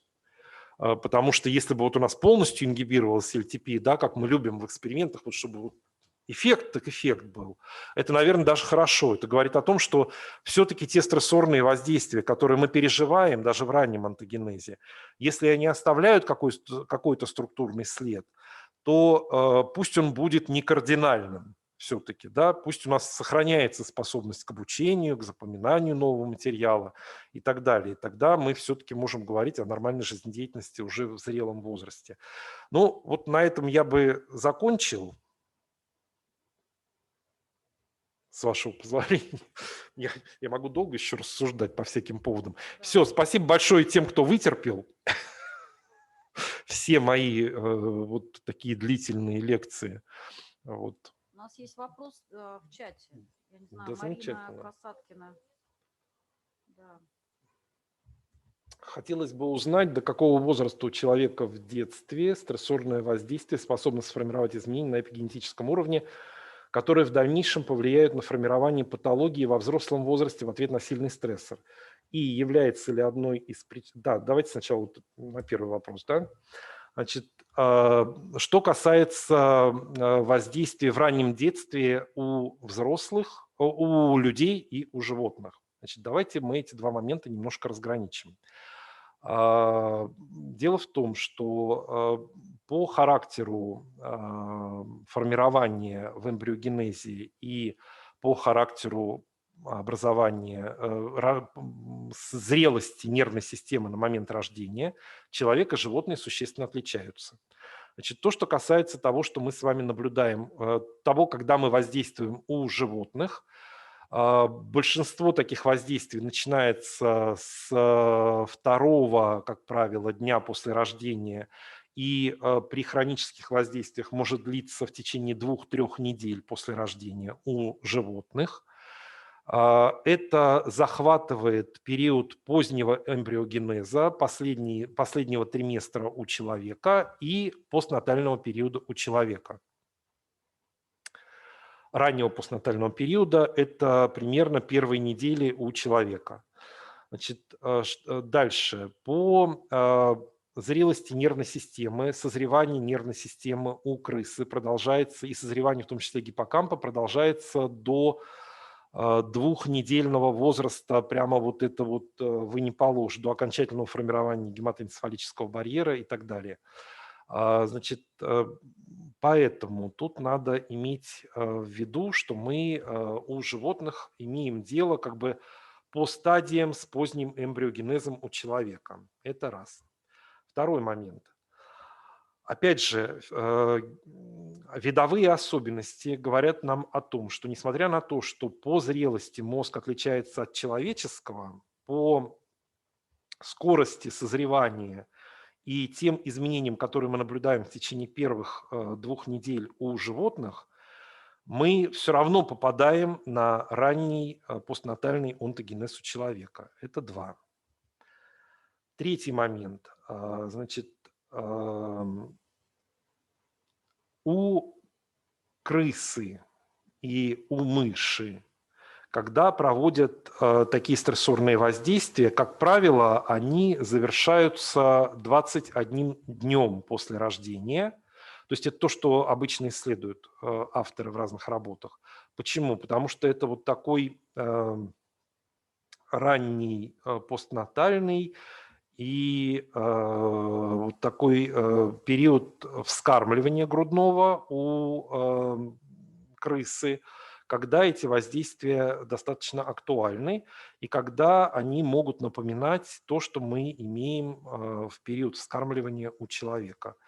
И фенотипически к моменту 21 дня крыса очень быстро догоняет все, что отличало ее от человека на момент рождения, и фактически формирует большинство тех рефлексов и тех недосформированных особенностей, которые отличали ее от человека на момент рождения. Вот эти особенности надо иметь в виду. Дальше, теперь, что с воздействиями? Значит, известно, что эффективными, наиболее эффективными являются те воздействия, которые проводятся до 14 дня постнатального онтогенеза у крысы. Значит, в эксперименте. В эксперименте я это более-менее знаю. Значит, что касается у человека, то здесь вот этот период раннего стрессорного воздействия, когда оно может быть эффективным, ну, эффективным в данном случае в отрицательном понимании этого слова, да, наверное, это до момента тоже 3 недель, месяца после рождения. Но у человека ведь все намного сложнее, потому что у человека еще наряду с типичными нашими физиологическими особенностями, которые мы как чаще всего у крыс наблюдаем и регистрируем, да, не стремясь переносить все наши психические функции на животных, от чего еще в свое время Павлов всех старался оградить и говорить о том, что это неправильно, когда мы антропогенные свои представления о реакциях животного на что-то, на них переносим и пытаемся с человеческой точки зрения воспринимать то, что воспринимает животное. Мы тем самым как бы очень себя загоняем в неправильные рамки экспериментатора. Вот, поэтому мы очень плохо знаем о том, как животные воспринимают и созревает их сфера психического, если она у них существует, мы ничего не знаем, а у человека мы знаем. И поэтому у человека весь период раннего детства до наступления подросткового периода зачастую рассматривают как период, когда стрессорные воздействия могут оказывать и оставлять свой неизгладимый отпечаток, в том числе и на эпигенетическом уровне. И поэтому вот сейчас очень много работ по раннему насилию, когда рассматривается период до полового созревания, как период физического насилия, сексуального насилия, который приводит в итоге к неизгладимому следу не только психической травме, как психической травме, да, но и к тому неизгладимому физиологическому следу, который фиксируется на эпигенетическом уровне и дальше может оказывать влияние на состояние здоровья индивидуума на более поздних этапах онтогенеза. То есть не знаю, насколько я ответил, но я постарался, по крайней мере. Вот. И второй вопрос. Является ли одной из причин такого неадекватного стресса, способного повлиять на эпигенетику посещения ребенком детского сада, что является своего рода отлучением от родителей? Значит, отлучение от родителей в раннем детстве наиболее эффективно с точки зрения реализации стресса на этапах грудного вскармливания. На этапах, когда индивидуум получает возможность получения пищи и в определенной степени педагогического воспитательного воздействия, если оно нормальное воспитательное воздействие, безусловно, да, мы рассматриваем идеальный случай, когда у нас есть отличные педагоги в детском саду, которые уделяют много внимания детям, не кричат, не наказывают, не используют жесткие физические воздействия для наказания. То есть и при этом осуществляется нормальное рациональное питание, то в этом случае тот стресс, который испытывают дети, он является тренирующим стрессом. Еще Селье на это указывал, что жизнь без стресса невозможна. У нас стрессорная реакция реализуется при каждом чрезвычайном воздействии. Если это воздействие мягкое, оно ведет к формированию того, что организм воспринимает как эустресс по Селье, то есть хороший стресс, когда это мобилизует силы для сопротивления и реализации адекватного поведения. А вот когда это дистресс, то есть стресс, который ведет к формированию структурного следа, оказывающего ограничивающее влияние на стресс-лимитирующие системы и дающего преимущество стресс-реализующим системам, тогда мы с вами страдаем. И тогда и дети будут страдать. Спасибо, все нормально, да, понятно стало. Можно вот маленькое замечание Да, по поводу вот этого бога ради. последнего, да, про хороших педагогов. Но здесь все-таки важно, наверное, упомянуть вот эти вот работы Болби, уже тоже давнишние, которые предполагают, что в детском саду хорошие педагоги, все замечательно, но если ребенок отдается на продолжительное время, то есть отлучается от опекуна на достаточное время, уже вне периода грудного вскармливания, то при этом происходят существенные изменения в дальнейшем поведении и в дальнейших эффектах Да, развития. ну, я же говорю, рассматриваем идеальную ситуацию, когда у нас все правильно, все хорошо, и не пятидневка при этом. Да, то есть когда нет полного отлучения от семьи на длительные периоды. Потому что как бы забота обоих родителей очень важна, и вот мы сотрудничаем с лабораторией Катарины Браун в Германии, которая прекрасно показала, например, когда в семье, ну вот в отличие от крыс, они работают на Адегу, Адегу – это семья. Это где два родителя воспитывают ребенка. То есть и самец, и самка принимают воспитание в равной степени. И если вы отлучаете от отца и лишаете ребенка paternal care, да, то есть отцовской заботы, эффекты примерно такие же, как при отлучении от матери. То есть воспитание обоими родителями в семье, вообще это правильно. Поэтому как бы и то, и другое может привести к нежелательным последствиям. Другой вопрос, можем ли мы, взрослые, скомпенсировать эти влияния, там, ну, вниманием, заботой и так далее, чтобы они были максимально скомпенсированы, и ребенок был максимально тренированный, да, в хорошем смысле к стрессорным воздействиям, чтобы у нас действительно все в сторону эустресса шло, чтобы каждая задача это была не все пропало, да, а просто как повод напрячься и преодолеть, да, собственно, на это же как бы воспитание-то, по идее, заточено должно быть. Научить решать задачи, а не бросаться. Хотя тут учитывать обязательно генетическую предрасположенность тоже необходимо. Очень давно Виталий Михайлович Верховцев просит. Можно мне тоже? Виталий Михайлович, вы хотели задать? Здравствуйте. Большое вам спасибо за прекрасную лекцию.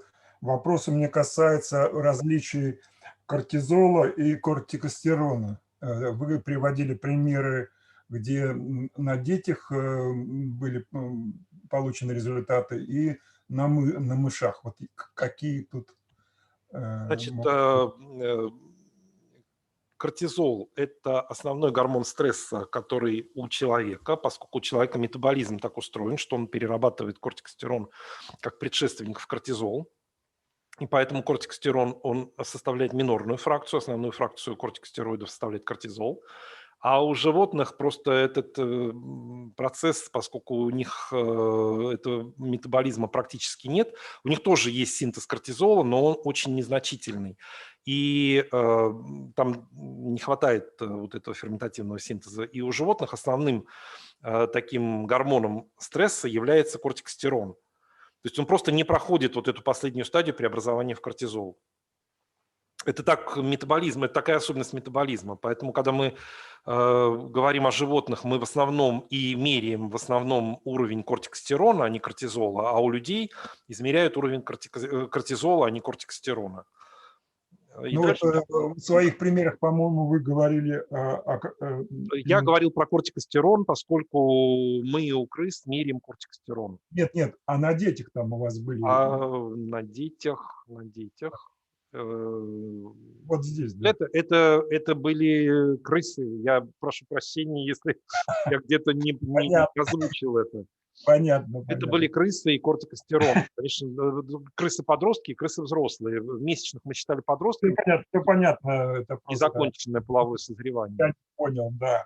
Вот. И второй вопрос у меня, вот, конечно, чтобы вот эту таблицу Менделеева полностью закрыть, по поводу реакции животного на какую-то опасность, кроме реакции, значит, убегай или сражайся, есть другая реакция, это замирание. Реакция замирания, которая, видимо, участвует парасимпатическая нервная система. Вы об этом будете рассказывать, и как-то вы изучаете этот вопрос?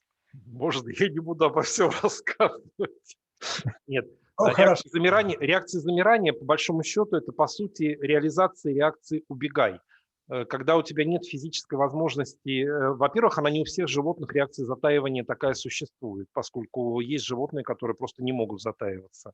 Ну, Она насекомых. не у всех проявляется. Ну, та же зебра, она не затаивается, ей негде затаиваться в саванне. И у нее эта реакция просто не выражена. И поэтому зебра бежит всегда.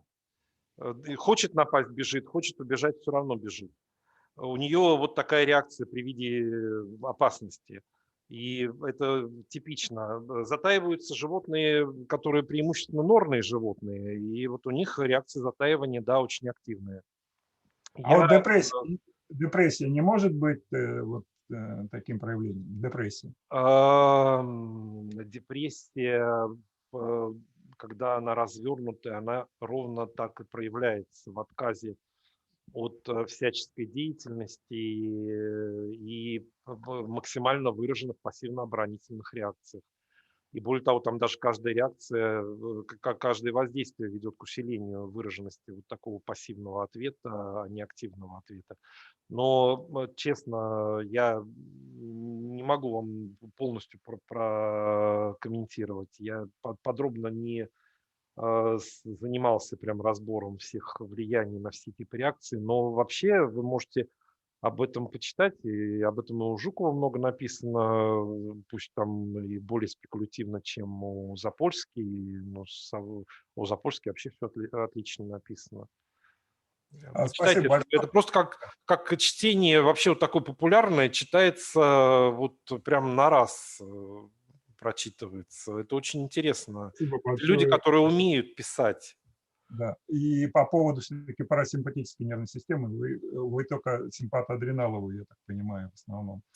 Ну, потому что для стресса первая система, которая активируется, это симпатоадреналовая система. Это вот, она в любом случае активируется в первую очередь. Это, как правило, это преобладающая система, которая всегда активируется при стресс-ответе. Парасимпатика, там какие-то, видимо, другие совершенно влияния. И они, кстати, могут быть реализованы через высшие центры. Не первая реакция, а через уже центральный контроль. Я так предполагаю, я, честно, не могу вам сказать. А кто у нас парасимпатикой больше занимается? Кто у нас парасимпатикой занимается? А кто у нас вообще вегетатикой занимается? Это надо искать, наверное, в Институте физиологии, там как-то это более Много занимались в свое время в институте нормальной физиологии и патофизиологии. Там вот у них были лаборатории, занимавшиеся вегетативной нервной системой. Но сейчас я, честно, не знаю про состояние. Хорошо, коллеги, у нас просто мы немножко перебрали со временем. Давайте у нас последний вопрос. Спасибо. Я прошу Мы много прощения за перебрали. то, что я его все-таки задаю, Да. но мне кажется, это важный момент. Вот у вас была такая хорошая система и как-то вот изменение классификации, да, в отношении вот стресса и так далее. Но вот мне кажется, все-таки там не хватает какого-то, вот уже есть и когнитивная реакция, но мне кажется, там не хватает все-таки вот этой самой активной реакции животного на стрессорное воздействие, которое запускается сразу и которая, скажем, у психологов там реализуется как двузвенная, да, некоторая реакция на стресс, то есть когда сначала оценка, потом, соответственно, стратегии совладания. Ну, а, скажем, в физиологии ведь это тоже исследуется. Вот, например, в лаборатории Майера, который вот был сотрудником Делигмана, когда они исследовали выученную беспомощность. Ведь это какой-то очень сильно действующий фактор на то, каковы будут последствия стресса. Собственно, вот это Не, совладание со стрессом. Да, но вот вопрос стресс-копинг-стратегии, он вообще как-то у животных, на мой взгляд, слабо разработан, потому что если для людей это пришло из психологии, вот это совладание со стрессом, и дальше стали изучать, какие механизмы могут подлежать под этим, то у животного, помните, вот я не знаю, когда-то на заре очень активно изучались пассивно-оборонительные, активно-оборонительные стратегии поведения, да, и, наверное, это тоже реакция на стрессорное воздействие, и, наверное, то, что лежит в основе их, это и есть те самые стратегии совладания, которые будут реализованы позже. То, что лежит в аларм-реакции, да, я больше касался таких, ну, механизмов, наверное, эндокринных все-таки, да, не касаясь того, как это может быть реализовано на уровне поведения. А на уровне поведения, ну, действительно, это либо активно-оборонительная стратегия, либо пассивно-оборонительная стратегия. И, наверное, то, что лежит в их основе, физиологические механизмы, ну, если их изучать, то, наверное, надо их изучать. Потому что вот, ну, в том же пассивном плавании это же все-таки, на мой взгляд, не депрессия никакая, да, хотя очень часто это используют. И никто, и Порсел так не считал никогда. Это все вот как бы поздние инсинуации, наша генерализация, да, эффектов антидепрессантов. А Порсел говорил, что вот проявляется такая стратегия поведения. Он ее назвал поведением отчаяния. На самом деле это не поведение отчаяния. Животные не испытывают никакого отчаяния. Это опять наш антропоморфизм. Животные проявляют две стратегии поведения. Самки активно плавают, прямо вот активно. Если их сравнивать с самцами, самцы виснут. Они вот как раз пассивные. Для них проще переждать, сэкономить энергию, как это теперь называется, стратегия экономии энергии. Чего сопротивляться, если меня все равно вытащат? И он знает это, потому что его в первый день уже вытащили один раз. Вот. А у самок, самки, вот они беспорядочно, они плавают и плавают и плавают. Для них главное – это выбраться. С мышами вообще плохо все. Мыши вообще хуже себя ведут в этих тестах. У мышей при двукратном тесте вот мы пробовали, у них они вообще плохо плавают изначально. Они надуваются шаром, и им дальше вот вообще невозможно понять, они плывут или они висят. А у крыс, у них, да, вот они, вот самки прямо вот стремятся, спасите, помогите.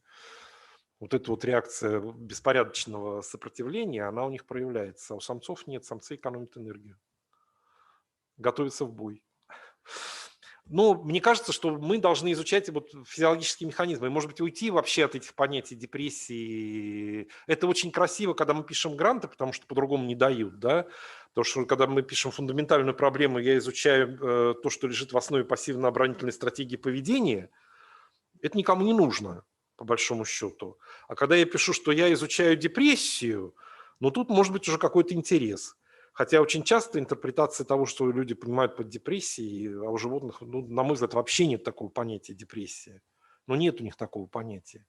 Это наше, надуманное. Да, у них есть выраженное там, снижение активности поведения, но не депрессия это в прямом смысле слова. Не демонстрируют они их неделями такое поведение.